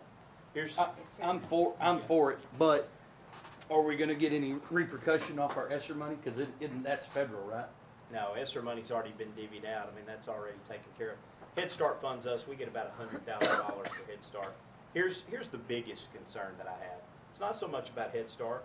If we wanted to, we could make the budget work, or we could do something different. The biggest concern that I have is if you logistically and you think it's right to put masks on 3 and 4 year olds, where does it stop with your federal money? You know, we can make up for $100,000. Yeah. What we can't make up for is that they said, hey, all this ties to your title money too, and all of your employees that are in your school district that are employed with title funds, here's the next step to that. We couldn't combat that. We would have to comply. This is not a this is a simply, if we don't oppose this, where does it stop going forward when we've lived through 2 years of this, and our kids have been very successful. I mean, Ms. Ray's sitting right here. She's the expert. She can tell you our kids have been very successful not wearing masks at that grade level. I had 2 cases with kids, and those were both with those contacts. You know, I've really thought about, the Bible says when you have a grievance against somebody, to have that person come and sit down with you and try to solve it. I've really wanted to reach out and talk to the Department of Education, encourage them to come down here and just see what's being done in our schools, walk our halls, and see what's happening on a day-to-day basis, and please reconsider. But I don't know if that's the narrative. Second. There's a motion by Mr. Dossett to adopt the resolution as presented, seconded by Mrs. Roddick. Any other comments? All those in favor? Abstain? Okay. 6-1. All right. At this time, I'm going to call the board into executive session according to provisions found in section 551074 of the Texas Government Code to specifically discuss personnel issues. No final action, final decision, or final vote will be taken in the executive session. An open meeting will follow the executive session where any final action deemed necessary and so posted will be taken by this board. For the record, the time is 9:12. Good grief. I'll open back up as soon as I wake up. Okay. I feel like I'm being punished as a baby.